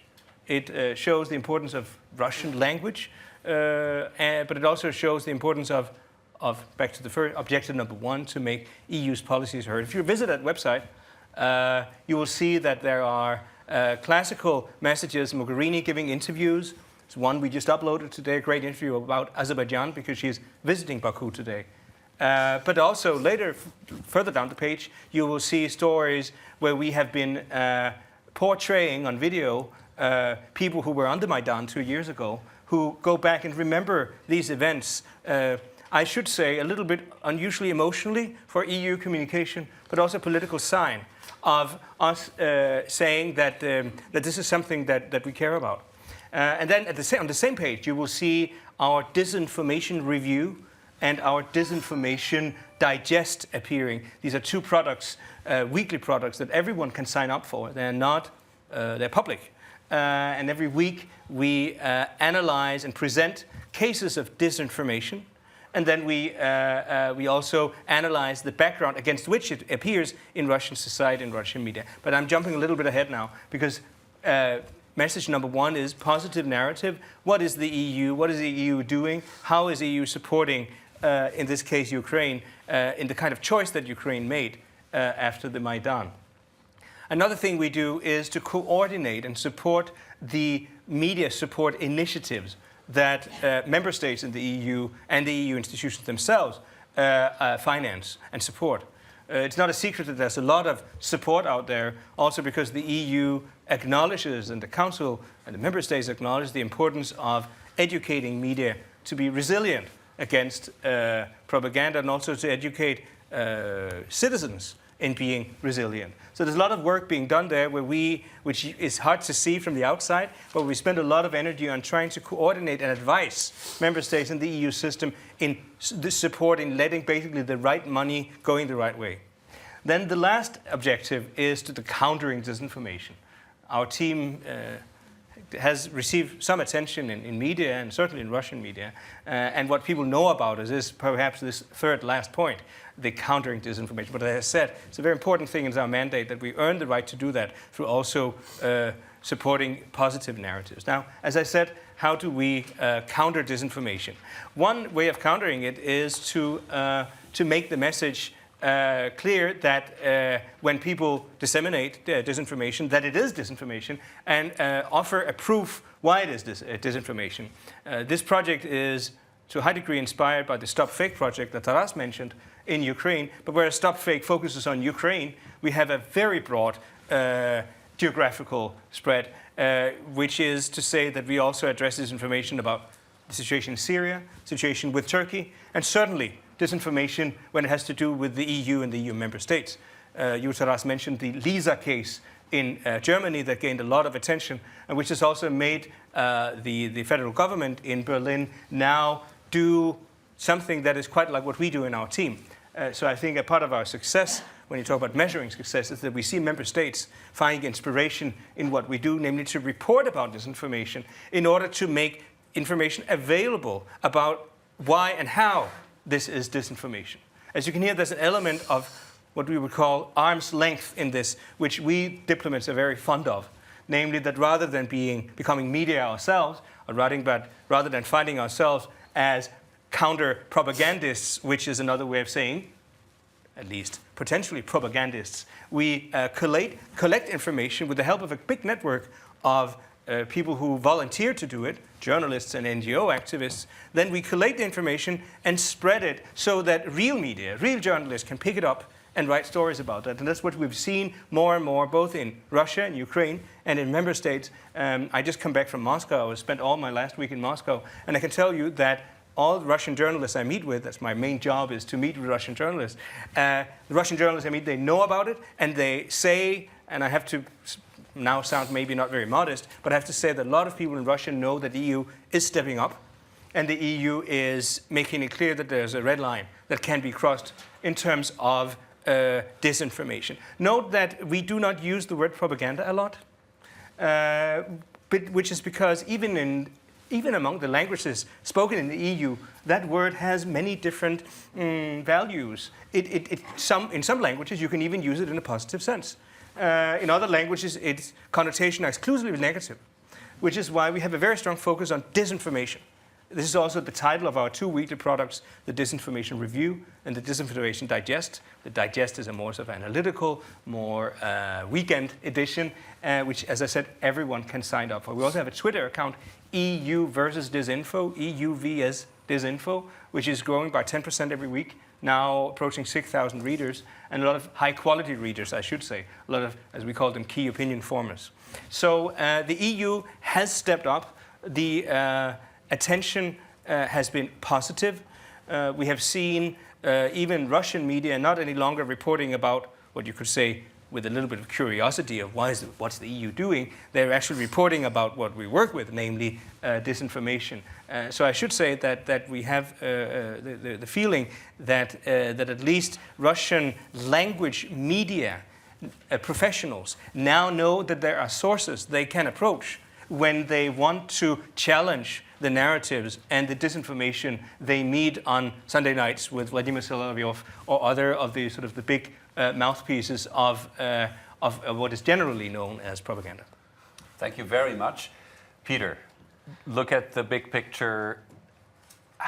Listening to all of us here, has the West found the right answer to Russian disinformation? And is this only the beginning? Is this going to get much worse? Or have we already reached some kind of stability? That's a very good question. I think this is really, it's actually not just about Russia. This is really symptoms of what we used to call the information age, and which increasingly is becoming the disinformation age. So just to kind of move beyond Russia, and why I think this is only the beginning. If it was just Russia, we'd deal with it. It's a middling power of not so much weight. But let's move over to China. China has a doctrine called the Three Warfares since 2003. And the idea of the Three Warfares is to increase Chinese power, to move the maritime borders in the South China Sea without ever firing a shot, while using a combination of information, psychological, media, and what we would call economic warfare. They call it psychological for some reason. And it's a very interesting reflection of the Russian approach. Again, a lot of sort of corrupting foreign leaders, a lot of sort of media attacks, as in the awful Philippines fascists are taking over islands illegally, and we have to sort of defend our Chinese brethren. I mean, it's very, very close. So that's hardwired into their thinking about how to sort of push aside the US, basically, without ever getting into a real fight, because they'd lose that. In Russia, obviously, you have this idea swirling around of information psychological war, which is the idea that you could subvert the EU, again, without ever firing a shot. I mean, the most notable concrete example we have is the attack on Estonia, a mixture of cyber, media attack, really just to show Estonia that being in NATO means nothing, therefore NATO is meaningless, therefore America is meaningless, therefore why not sign up to South Stream? It's a psychological game. The actual physical element is not so important. Ukraine obviously is important, with the annexation of Crimea, so there it's been called hybrid war. And then you have ISIS, who obviously have a very real physical thing they do, but their power is magnified so much through information. If it wasn't for Twitter, I mean, they've killed less people than Assad, but in our imaginations, they're much, much bigger. So this is really, a consequence of the information age. I'd split up the challenge into two bits. One is I sadly helped coin this ugly term, weaponized information, which is now used a lot, and I think I should get 5p for every time it gets used. It's a horrible, barbaric, anti-aesthetic phrase, but it seems to be quite effective. But that's really about using information in a military scenario without necessarily using tanks. Yeah? So that's a combination of corruption, information, and so on. And the response to that, seems to me, should be asymmetric. You don't meet the enemy where he wants you to meet him. So, for example, when Russian media started in the West trying to sort of do this line about we represent conservative forces, they wanted to shift the argument over there. I mean, Russia is not a very conservative place. If you go there, low church attendance, high abortion, high divorce rates, slightly libertine and hedonistic culture, in my personal experience, which was great. But they wanted to steer the argument towards that, and we kind of fell for it. We started going on about, is Russia really, a conservative power? We had serious French academics with a penchant for wearing their shirts low, saying, oh, Russia is really a conservative power and we must force, our liberal values. This is all bullshit. What we should have been doing, and what we have been doing to a certain extent, is focusing on the things they don't want to focus on. Corruption, bad governance. So the response should be asymmetric. I mean, same with ISIS. When ISIS start doing this, we are bringing the Islamic, millenarial heaven. What we should really be focusing on, how's that governing 6 million people thing going? There are protests in Raqqa at the moment about how bad ISIS is at at delivering public services. That's where our target should be. So I think I'm not a military guy. Robert is. Maybe we need a non-military NATO. I've heard this non-kinetic NATO. Maybe NATO should be thinking about corruption and things beyond tanks. I don't know. I'm not a military expert. I'm a sort of quasi-journalist. But I think the response has to be asymmetric. The war, and the second part, which is subset, is what I would call a war on information, which is an attempt to trash the information space with disinformation. I was in East Ukraine a lot, especially over summer. And I talked to people in Kharkiv, in Dzerzhinsk, and all around the war area. They have a lot of information. They have around 3,000 different types of information. Chopping off the Russian channels did not work. They have DNR, Ukrainian, Radio Free Europe, BBC, and they're with completely different versions of reality, especially about MH17. And they're not stupid. The people I met weren't brainwashed. They were just like, I don't believe anyone. It is so different. I don't believe anyone. I'm going to go with the Russian one because it feels more emotional. It's more fun. It's more cinematic. They had a complete confusion in their heads about Nazis. I can completely see how it worked in Crimea, but in East it was like a confusion. It was like Nazis, and I'm like, but your cousin lives in Kiev. They're like, yeah, well, it doesn't really make sense, the Nazis, does it? So it's complete confusion, and in that confusion, you go with what is more emotional. Listen, this is a global problem. You quoted an essay that I wrote in The Atlantic called The Menace of Unreality. The menace of unreality is actually a phrase used by an American philosopher in the 1960s talking about America. And that America is facing what he called a danger of the menace of unreality. And I think with Trump, we see completely the victory of post-truth politics. People disappear into their echo chamber. You can't reason with Trump supporters. They just go for the emotional thing. So this is a problem across the world, which Russia is capitalizing on very, very energetically. So what can we do to kind of restore trust? That's what it's about. It's not about winning an argument. It's about restoring trust. And again, I don't have an answer. At the Legatum Institute, we're doing a year's worth of research this year to look at what actually works. And look, there's obvious things. Media literacy, but how do we popularize it? Maybe charters between bloggers and media to keep some sort of behavior.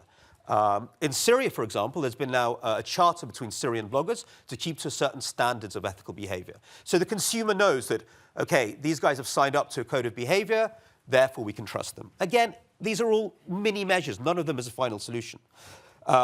Supporting journalism. I know it's so obvious, but it's so clear from today's panel that the greatest sort of weapons against disinformation is good journalism. And clearly from the Finnish and the Russian examples, that was so obvious. Unfortunately, journalism everywhere is in retreat. It's not affordable.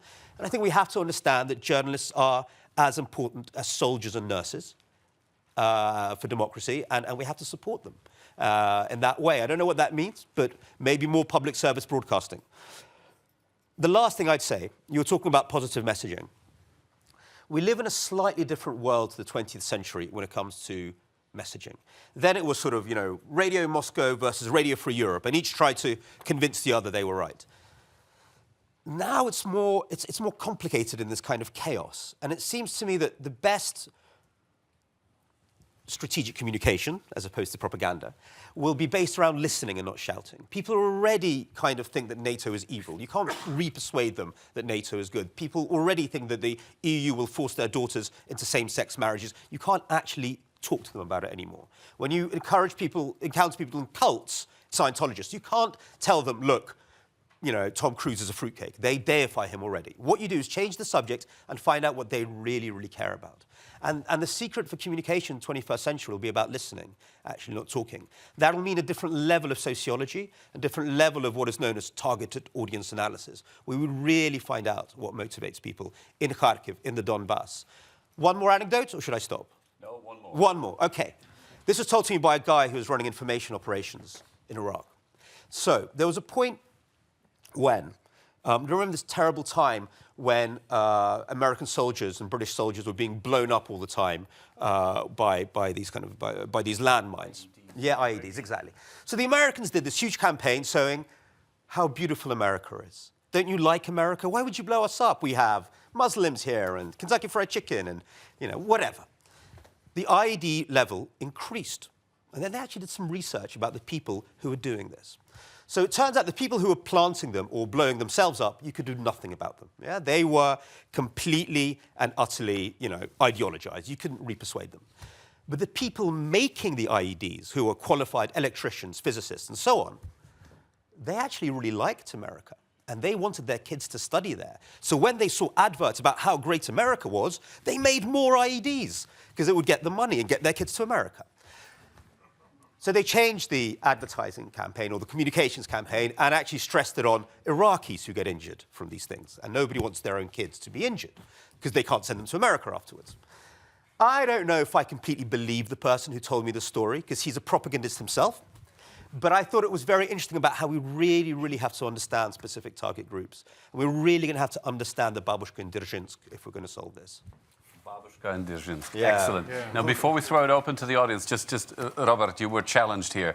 Do NATO officials dream of electric tanks? Electric tanks? Yeah, that was a literary allusion to Philip K. Dick, but never mind. I just, thinking before coming in this room, it's a nice choice of teas, for which one I'm going to go for. And, since you asked me for the panel, think of your reminiscent Russia. Guess which one I went for Winter Dream. So, no, the thing is that, really to answer seriously a question, and it is related to Russia. It was the question of civilian military. But for us these days, this is the thing, not everything is related to Russia. I mean, the technological progress has to go on. I mean, NATO is an organization now, 28 countries, which wants to do its best when it comes to protection of our citizens, of our countries. So, of course, we will support those processes, those capabilities which work best. Whether we have any dreams, well, I think we're really prosaic about those dreams in the sense that, NATO, actually, you might question that. NATO has been demonized, not just Russia. But, if you look at the first couple of paragraphs of the Washington Treaty, it's much more than just sort of hard defense. It is about the values. It is about, we want to live in a world where the truth means something. Because, how do you define freedom? Right? How do you find human rights if you cannot agree on the basic things? So, yes, sure, we devote a lot of attention to, I don't know if it's electric tanks or whatever. Tanks are not a la mode these days anyway. But at the same time, it's equally important to have the necessary, I would call it, confidence in what we stand for. And I would add to a very long list, which broadly I agree with some variations. But confidence is one of the most, confidence in yourself, is in your beliefs, in your set of values, is the most effective instrument that you have in order to stand up to propaganda, to disinformation, but also other challenges. So, sorry, I started, but again, you keep bringing on this issue of the Pope and so on, so I started sounding like one. And by the way, you've heard it first, a Pope which supports libertarian approach. Oh, the rabbi which supports libertarian approach. That just shows, what a broad church we are, aren't we? Absolutely. Okay. John, just very briefly. One comment, something that I found very interesting and highly relevant in Peter's talk about weaponization, since you have coined that term, Peter, and are being often used, quoted for it. It blends in with the term which, especially in Russian language media, is generally accepted as a fact, namely what they call informationna vojna, information war. And I have to say that we do not recognize that word. We, as diplomats, are here to de-escalate, which means that anytime you use military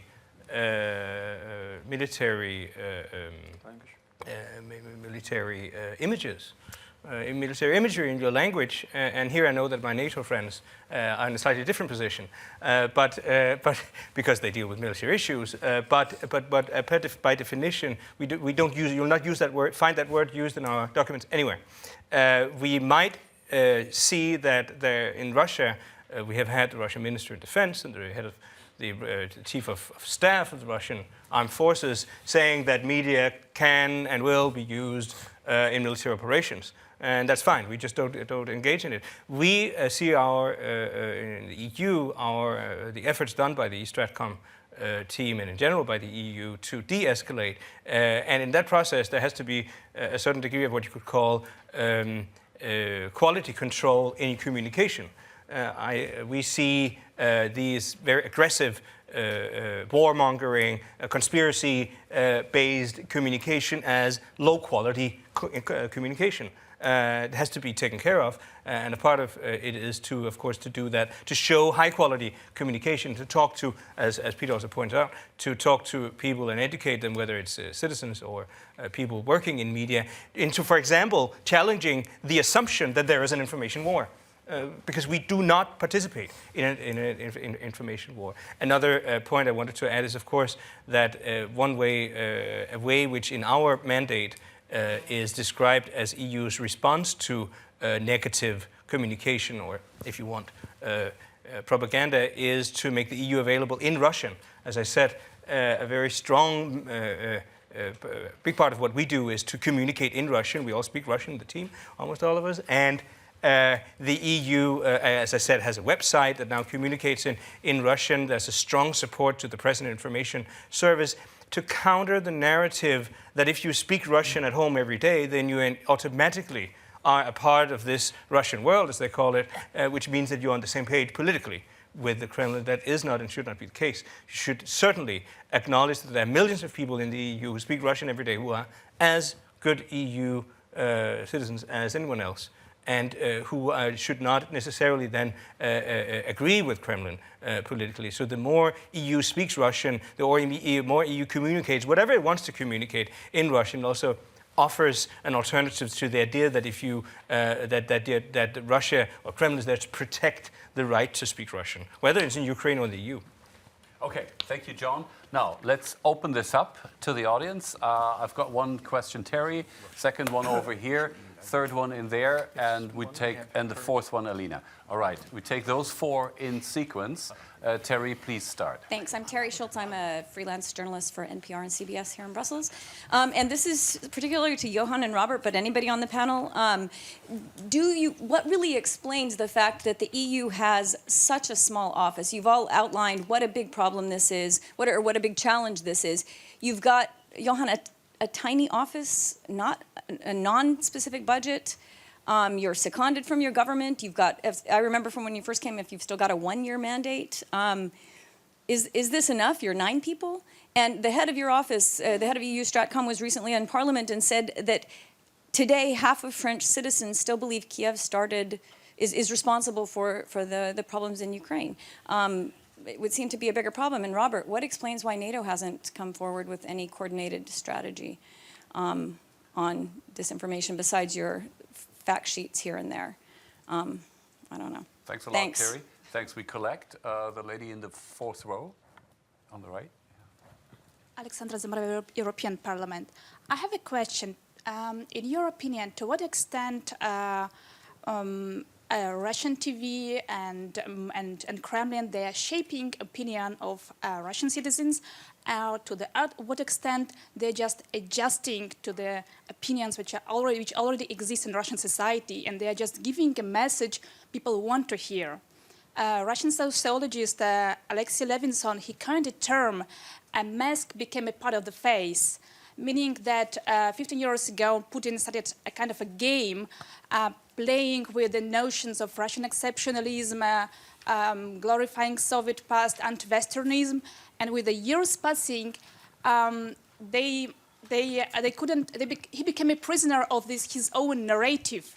He couldn't step back. He became prisoner of his own propaganda, and they cannot abandon it. So they have to go forward and forward, and it's like a spiral going on.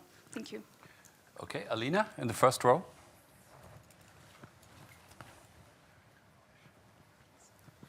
Thank you very much. I'm Alina Bezugla. I'm a Russia-Ukraine expert, also a journalist and documentary maker. I've spent many times in Russia and Ukraine working on several projects. I have a master's in media and journalism, so I know very much about media research and influence of media on the way people think and where they talk about within the societies. I would like to see, I'm very happy to hear that, of course, EAS has started a Russian website. Of course, in Russia, there is a language barrier. Not a lot of people speak English or have access to different sources of information. So I'm very happy about that. But still, I don't think that might be enough. I'm happy that there are talks with Russian journalists who might be able to counter the narrative that is in Russia at the moment. But I would really like to know what more can we do as the EU on these topics? And also regarding the research, to doing more research about propaganda and workings of propaganda, I would like to hear your views of how do you see that, and thank you very much. All right, and the fourth question in this series, and there will be another one, goes to the lady in the second row here, right here in front. Second row. Oh, sorry, no, third. Okay, that's you. Yeah, sorry. My name is Marina. I represent Ukrainian World Congress. Thank you so much for this excellent panel. And I mean, as we discuss Ukraine under immediate threat, but we also mentioned Lisa case, for instance, in Germany, I would like to expand and to actually address the question to Mr. Kist primarily, but also to other distinguished panelists. To which extent do you think there is a realization that not only Ukraine is actually under threat, but EU member states are as well? So is there a recognition among EU member states that actually there is also, okay, let's say not information war, but at least some sort of information penetration has taken place? And if yes, do you think the response is adequate, or what else could be done? Thank you. Okay, so let's answer these questions. We have how much is enough? Also the question of, is the infrastructure sufficient? Are we doing enough? Is there enough research going on? We had the question of, does Putin start believing in his own propaganda, or Russia in general? Does the mask become part of the face? And is the EU aware that it's under threat itself? So those were the three main topics in this series of questions. And I would say, Peter, why don't you start? Just pick maybe one of these. Well, I don't have an answer to the mask in the face. I mean, I love Levinson's work. He's one of my favorite Russian sociologists. I just have some remarks about the propaganda. Firstly, we have to be very careful when we look at propaganda, especially the propaganda that Russia is doing, to differentiate between rhetoric, perception on one hand, and behavior on the other. So especially if you go to Latvia and you listen to the Russians there, and I think this is borne out in some of the sociology, they will give you this whole Russian exceptionalism thing, la, la, la, la, la, as rhetoric. Then you actually ask them about behavior. Where do you want your kids to go to school? Well, like London, obviously. You talk to the Russian elites, it's the same. There's this incredible split between perception and behavior, and I think in our positive messaging, we have to work with behavior, not perception. What the Russians are doing, weirdly, is not usually, sometimes, but not usually, agitational propaganda. They're not doing Nazi-style propaganda, everyone march together. They're doing conspiracy theories, everyone's against us, be afraid, sit on your couch. It's very, very strange what they're doing. It's not classical propaganda that we're familiar with from the 20th century that way. Two more things. My background is as a TV producer. And for a long time, I don't know if you watch Russian TV. Some of you do. I know you guys must do. As long as we can bear it. Yeah, exactly. So no, but it's very weird. What they've done, they've chosen these kind of people who host their current affairs shows. And this must be thought through at least partly by the producers, to play classic baddies from Russian literature, mythology, and fairy tales. So Solovyov is clearly playing a baddie from a Russian fairy tale. And he dresses in black. It's very well thought through. The lighting. Mr. Kisilyov is playing Voland from Master and Margarita. These are very, very, very specific cultural ideas of evil. And I was like, why are they doing this? Because there's a television producer and a costumier choosing all of this. And partly maybe Putin, there's something in Putin that likes that, but I think the deal they've done with the Russian people, and the way they talk is very, very, it's the way you're not meant to talk in polite society. It's very angry and vicious and spitting.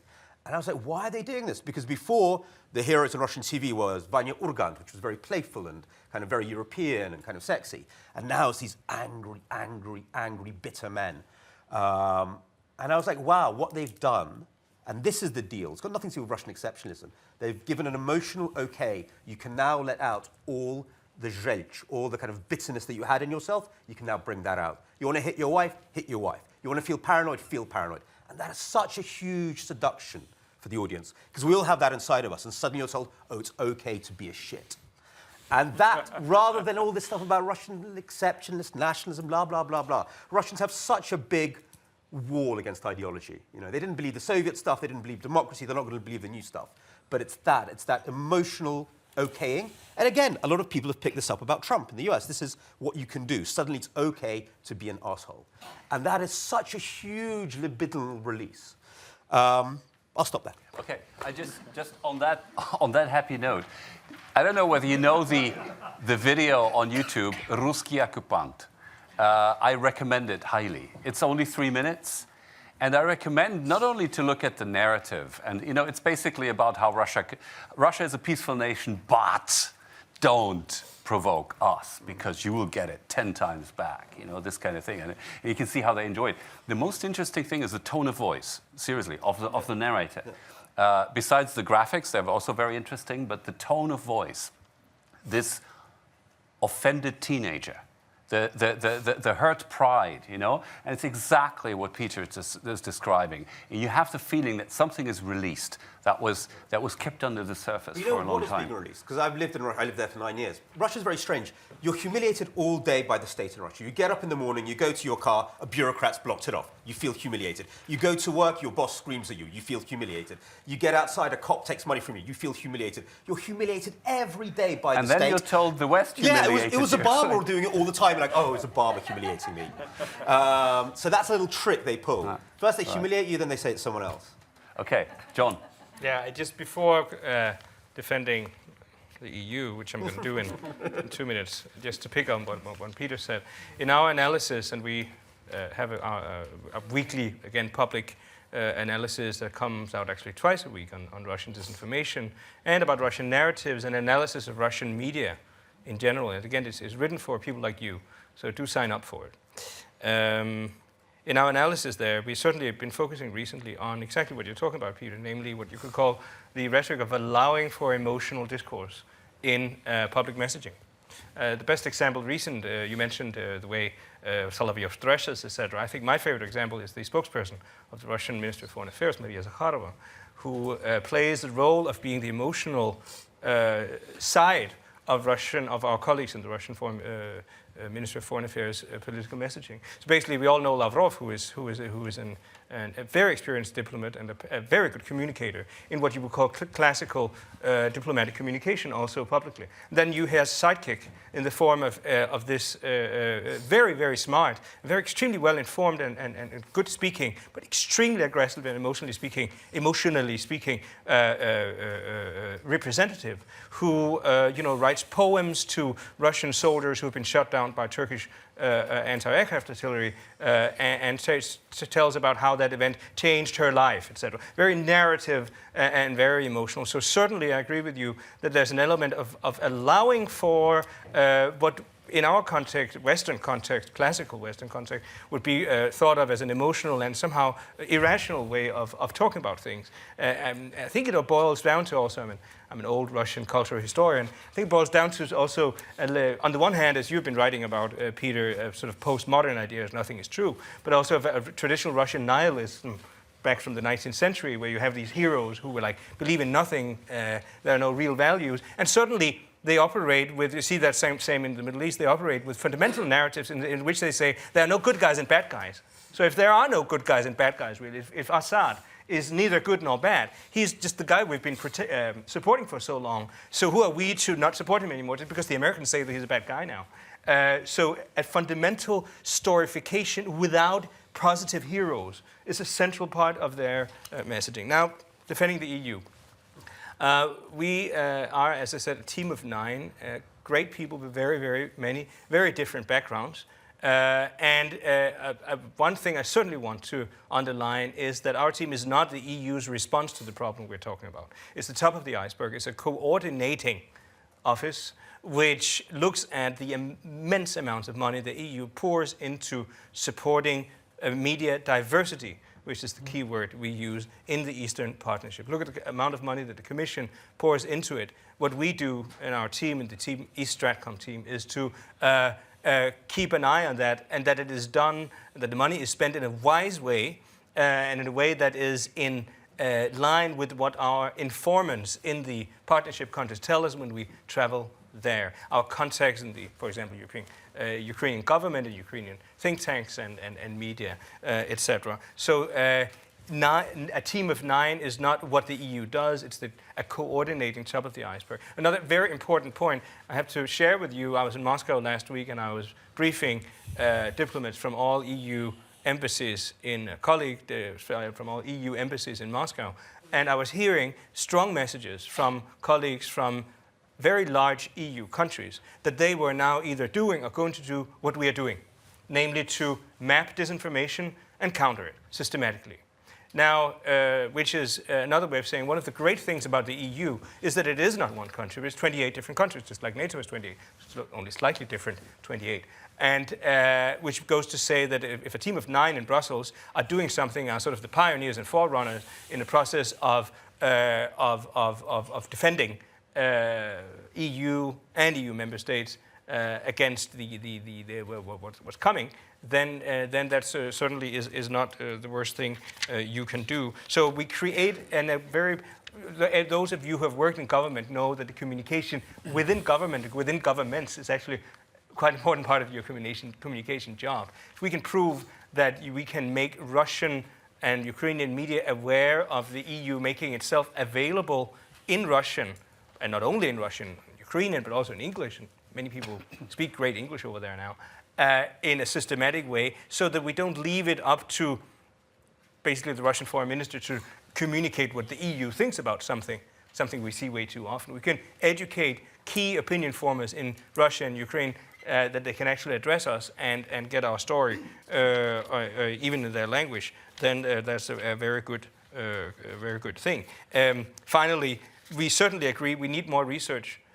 As I said, we are careful in using the word propaganda. We're less careful in using the word disinformation. But I'm certainly interested in that gray zone between what you could call disinformation in one end and the other end, the totally okay exchange of opinions, in which the fact that people are supportive of Russia needn't mean that they necessarily are propagandists. They have the right to agree, but there is a gray zone between believing and spreading disinformation and being supportive of Russia's views, in which we find propaganda, and we certainly are looking into. There's a lot of also linguistic research currently being done into sort of the linguistics of persuasion, the media rhetoric to make people believe you, even if you're telling something that they know. And as you point out, Peter, they say in Ukraine, I believe in nothing, because they're all spreading stories. How do you make people not believe in a persuasive way? It sounds strange, but it can be done. And we certainly agree that again, the part of the world where we want to see leverage and we want to see change is primarily, of course, the Eastern Partnership. That's also in our mandate. It is Ukraine and to some degree also Moldova and Georgia, other countries that are of our primary interest, because that's where we have seen some what the Americans would call swing state situations, especially in Ukraine, adding to that all the tragedy in the Ukraine that also, of course, gives Ukraine a special status in our work. But we are aware, of course, of the fact that all these problems spill into the EU too. But again, if we focus on we are often asked, who's your target group? Who is the sort of the very center of your attention? I usually say that it is a relatively young, educated person living in a large Russian-speaking city with Russian-speaking majority in the south or the east of Ukraine, outside the contact zone. Okay. So basically, Dnipropetrovsk, Odessa, if we can make people listen to us there, then we can also make people living outside these areas listen to us. Thank you. Thanks, John. We only got 15 minutes left, and we will have another round of questions. So please be very, very brief. Okay. So one question was about shaping or adjusting. I believe shaping, but probably also we can say for a certain amount of people it was just adjusting, but for bigger majority it was shaping. The question about what kind of analysis should be done. The main question is, would war start without media influence? And I believe not. There is absolutely not possible that war would start. I was personally mid-April in the city of Slovyansk, 5 hours before it was the Russian Girkin came with special forces to get control over city council, and then they became protection, and then like war started around the city as well. I was speaking with dozens of people in the town. Nobody was even mentioning about any hate or any like pro-Russian sympathies. Absolutely not. With what specifically should be analyzed, I believe that different means of communication, effectiveness of them, different stories, how did they work or not. I remember a story I read on the internet. That's the last thing to mention. Very emotional. I very agree with Peter about this emotional story. It was saying that yesterday a friend of mine, like old man, called from Lviv. He was crying. That's emotional. He was crying and saying that this Nazi, they are coming for him and trying to take him somewhere. He stopped talking because somebody was knocking the door. He said that he not stopping crying. He said that yesterday this Nazi cut head of policeman because he was Russian ethnically, and they were playing football with this head on the street. And there were thousands and thousands of such stories. And it's really, I believe, really important to measure value and the influence of everything. To even like to use sociology methods to measure reaction of people now, what they remember, what influenced them. There were people there was journalists who were arrested in Ukraine who were saying that they were just reading what they received from Moscow, so it was not like their story. Okay, Robert, NATO has a very, very big operation going on in Latvia, I believe, the Excellence Center on Communication. Are your guys communicating with the East Stratcom? Are you on speaking terms? Well, it's one of the things that Mr. Putin has done. It has certainly helped a lot of people in various organizations, including NATO and EU, to work much closer together. So not only we're on speaking terms, we actually do speak a lot and see each other and as a minimum, try to reach better synergies. You mentioned the Stratcom Center in Riga. Formally speaking, it's not a NATO center, but it's set up by NATO nations and is attached to one of our commands, and it does sterling work. But the broader point is this. Terry has this knack of sort of, even if one didn't want to brag, but, NATO is doing quite a lot, I would say, from NATO TV to, SecGen. I don't think he can do more exercise than it does. And yes, we use Twitter and all this and stuff. However, at the end of the day, you see, our primary goal, mandate, is to make sure of the home base. And, the level of support for NATO in NATO countries is pretty high and stable. The level of credibility the Russian policy has in NATO countries, and frankly, in most countries in the world, is very low. Let this be judged.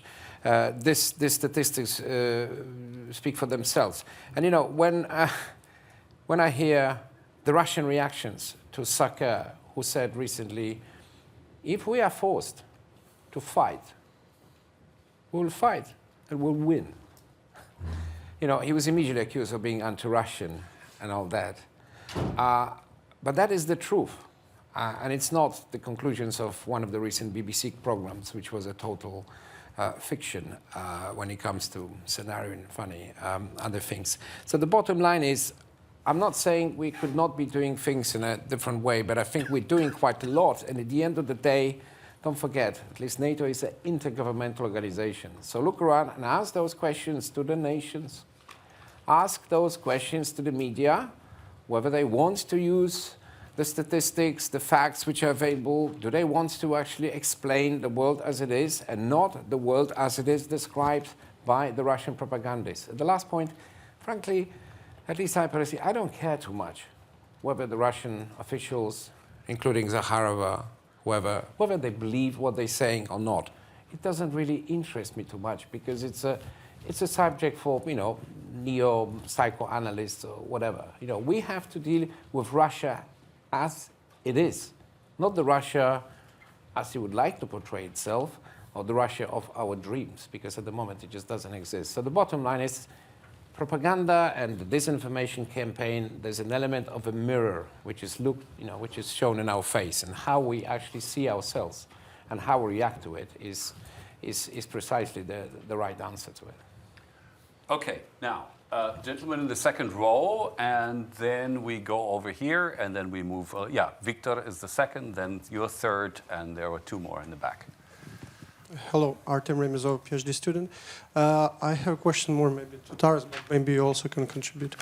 There is an opinion that civil society sector in Ukraine and different volunteer organizations fight propaganda, Russian campaigns, information campaigns better than the government.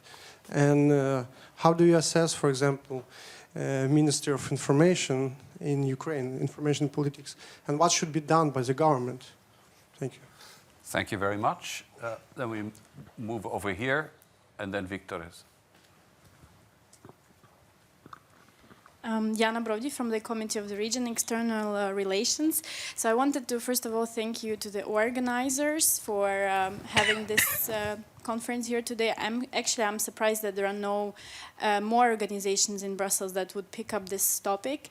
And there are a lot of journalists here, there are a lot of journalist associations, so I really encourage you, if you're in the audience, to keep on bringing this issue up, and not only here in Brussels, but also maybe in the member states also of the EU, in important strategic capitals. Actually, I had the same question as the speaker beforehand. So I had a question to Mr. Shevchenko. Do you think we have done, or including our government, do you think we have done something right in Ukraine in terms of fighting Russian propaganda that we can actually share with our neighbors and with the EU countries? And also we have, I think, quite a lot of human resource capital actually in Ukraine. We have a lot of Russians also that moved to Ukraine to work in Ukraine and know very well from the inside, and I mean journalists, TV presenters from Ukraine, Schuster, for example. Can we use their resource in fighting Russian propaganda? Thank you. Thanks very much. I'm sorry I have to cut some of you short, but we're running out of time. Victor, in the first row, right here. Victor Artemenko, project manager at the Media Law Institute, former intern at Martin Center. I have a question to European External Action Service official. How are you planning to fight with enemy within? We know that there is a Dutch referendum is going to happen in the months, and there is a lot of campaigns in the Netherlands running for no vote at that referendum. Also, another example, when half a year ago, even more, there was like a 1 hour interview with Mr. Putin on German Central TV. So those reports of propaganda, they shouting out loud, not only from Russia, but also from the EU. So how are you planning to fight on the European level and on the member states? Thank you. Thank you very much. And we pass it back here in the middle. Yes. Thank you, Alain Delettre, GCP. A question to Peter. I think what my experience with the results of the Russian propaganda right now in Russia is very simple. I feel whenever I put my feet there that I am in a typical situation described by Hannah Arendt, like a nation constantly mobilized around the leader. So maybe you could say that 20% of the nation is not mobilized, but you still have 80%. And mobilized against us, it's very clear. I just spoke with a friend of mine who is being fired. And he said, in my firm, if Putin tells us to attack NATO tomorrow, we do attack, because we are all fired because of your sanctions. So you started raising the issue that what they have created is confusion. It is true. And it is very strange. Kashav Galavach everywhere, you know. But still, in terms of shaping us as their enemy, this is something very strong. How you started saying they are doing something that we've not quite seen with the fascists. If you could elaborate a little bit on that. Thank you very much. And the gentleman behind you gets the last question. Thank you very much. Diederik Kramers, communications consultant in Brussels. I wanted to bring the just as the question, just two questions before, on what we can do also within Europe to raise the issue and to look especially at also the image, the view that there is of Ukraine in Western European countries. In view of the propaganda, in view of the referendum in the Netherlands, there's much discussion, and I see that very often it's just seen as a faraway country, a country we know nothing about, to refer to Chamberlain in '38. And what can be done to also strengthen knowledge of Ukraine through analysis and so that people could be able to make an informed choice? Thank you. Okay, thanks very much. We start with you, John. The enemy within. The enemy within, of course, the term is one that I would certainly be careful using. That's why I repeated it. A very undiplomatic term, because we certainly, on the one hand, would be careful in saying that the formation of public opinion in member states is something that should be subject to active measures, to use a Russian term, from the side of the external service. Also keeping in mind that external service is an external service. It's a Ministry of Foreign Affairs led by the High Representative Mogherini, who plays the role of the head of the EU's diplomacy, which primarily takes care of EU's relations with what happens outside the EU. It is the Commission and certainly the member states that have the mandate to work within the EU. That being said, and underlining that, we are of course in contact with colleagues from member states who come to us, again, with the idea, and that brings me back to the question of, is 9 people enough? People from member states who come to us and say, this is becoming an increasing problem. How have you been dealing with it? Have you been coping with it? And also, as I said, recently, I think it's also been out in the press that the German government is now systematically going to do something that is quite like what we do. So through example, we certainly support it, and also the Commission has, as you know, representations in member states that also ask us to come as experts to advise. You said that Putin appeared on German national TV. It was Bild Zeitungs-TV, which is a sort of German big tabloid newspaper. But that's still being said. Again, where's the limit? Should we just keep the Russian opinion out of our media landscape? There certainly is not support for that.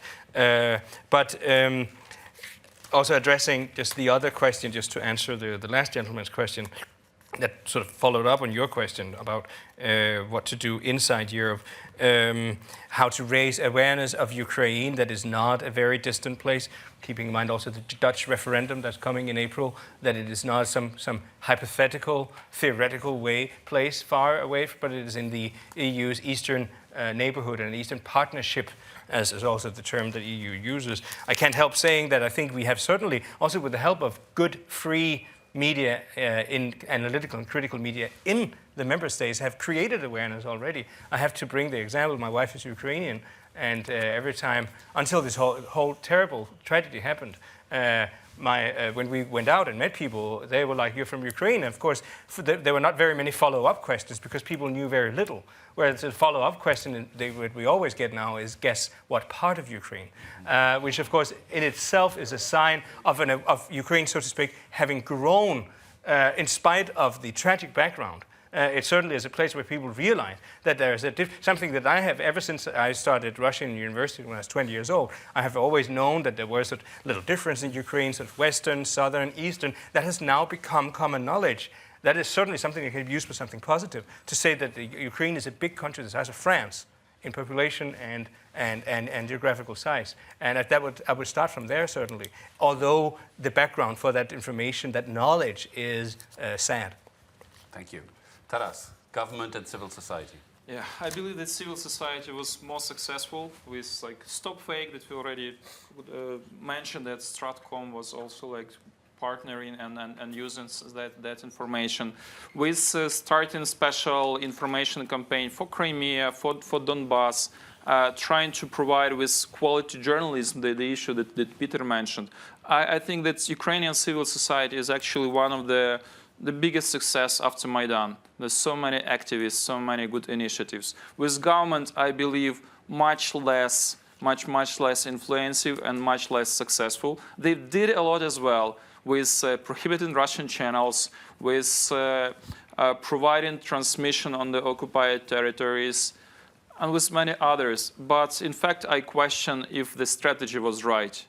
And I rather in the same position as Peter, that banning is not a proper way. The better way was trying to provide them with information that is close to their opinion, but a little different. We speak in their language instead of transmitting Ukrainian language TV channel, transmitting Russian language, first of all, because that's the language they more of them speak. Okay, Robert? Well, I just want to amend on a sort of slightly, if you like, philosophical, but also hopefully more proactivist note, because I think what has happened, Peter's given interesting description in the sort of Hochpolitik or Hochkultur way, but in psychological terms, I think we have been taken out of our comfort zone, and there's lots of reason for it. You know, what we've been discussing is just one of them. But the point of the matter is that, you know, the good news is that, yes, I'm also confident about, for instance, I'm pretty confident about the young generation in Ukraine. I'm not so confident about the young generation in Russia. Again, not for genetic reasons, but, you know, these are the people, don't forget it. I've seen some of them in a hotel, not for this event, just there. They're traveling, the internet, the knowledge of English is not that bad. You know, it's not the Cold War, and unlike in China, if you type, you know, Mr. President is not so clever, nothing will happen to you. Even Crimea is not Russian. They will not block your site, not yet. But the point is, the point I'm making is it will not go away by itself. And the challenge will take many forms. And, you know, it's up to many people, including you in this room as well. Don't look for sort of magical solution on the part of international institutions with all the great faith we have as good bureaucrats, me and Jon.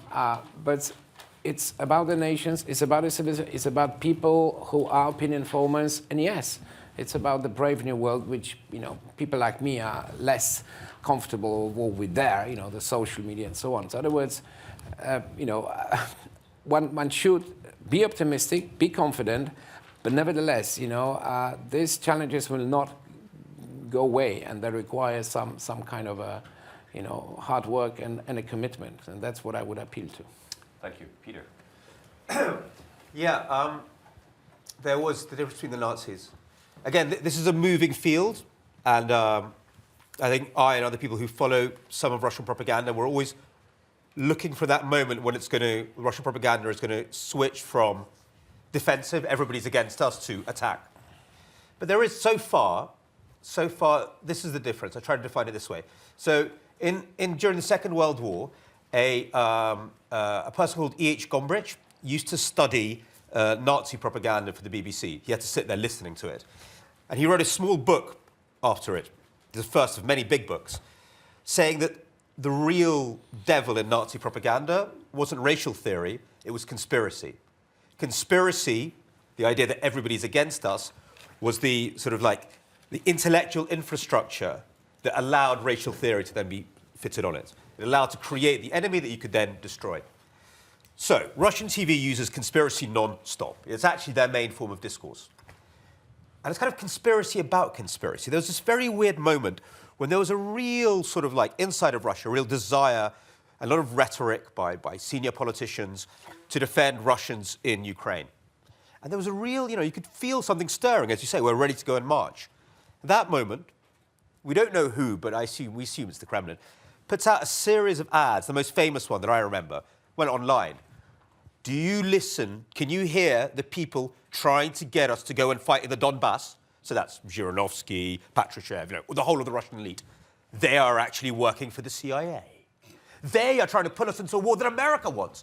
And so, like, if you're sitting there, you know, you've just been listening to Russian elite saying we should go to war, now you're being told that these people, this is me drinking beer as I watch TV, so you've been told by Russian elite that you should go and defend Russian brethren. Now you're being told that people saying this are actually secretly working for the CIA. There's this Russian Duma deputy, Fyodorov, I think, and he's in Putin's party, who says everybody in the elites is CIA, apart from Putin, who's fighting against them. He wants Russia only internet. That's another of his brilliant ideas. ideas. But anyway, so if you're a viewer there, their aim seems to be to leave you very paranoid, but ultimately quite passive. They have a real problem getting people out onto the streets. People say, la, la, la, I love Putin. Will you go out on the streets and defend him? They can't get a crowd out. They have to bust them in. So that's not quite agitational propaganda. Also, remember that moment when it looks like ISIS blew up the Russian plane. They killed that story. So they want a movie about war. They want the football-like victory in Crimea. But real costs, I'm not sure they think that this very bourgeois new Russia really wants that. And they completely killed that story, you know. So that doesn't mean it won't become it. Because if a country's rearming, if a country's showing military parades, chances are they will end up in a war. So there's plenty to be concerned about. Right, Peter, thank you so much. Thank you, everyone, for being here. Thanks, Anna Jaworska, and of course, the Media Law Institute to co-organize this with us. Just what do we take home? Well, one thing in response to you, John, about the internal-external dichotomy. As far as I'm informed, the new security strategy, which is being drafted as we speak, of the External Action Service, has 5 priorities, and the first one is resilience of the European Union. Now, that's unusual for an external strategy. And then it goes at length into explaining why the old separation of internal and external actually doesn't make sense anymore. And I believe that Russian propaganda is an excellent example of this, of something that is external, a security threat that comes from the outside, comes from actually a system, a country a government which claims to be opposite to ours in many ways, and yet reaches deep into our societies. And I don't have to be a conspiracy theorist to actually see that one point. Now, what do we make of it? Well, first of all, I think it's important. It's a brave new world. This is only the beginning. We will have to get used to this kind of thing, not only intensifying from Russia, but also from other countries like China. Second, we cannot replicate the methods of the other side. In fact, we can, in an asymmetric way, I think we should use asymmetric information warfare, if you want, by actually using our strengths and especially utilizing the weak points of the other side. And there we're only at the beginning. And third, we need to be self-confident and trust in our values and not kind of be shy about our system and our freedoms. So on that happy note, thank you very much. Thank you for being here, and have a good afternoon. Thank you.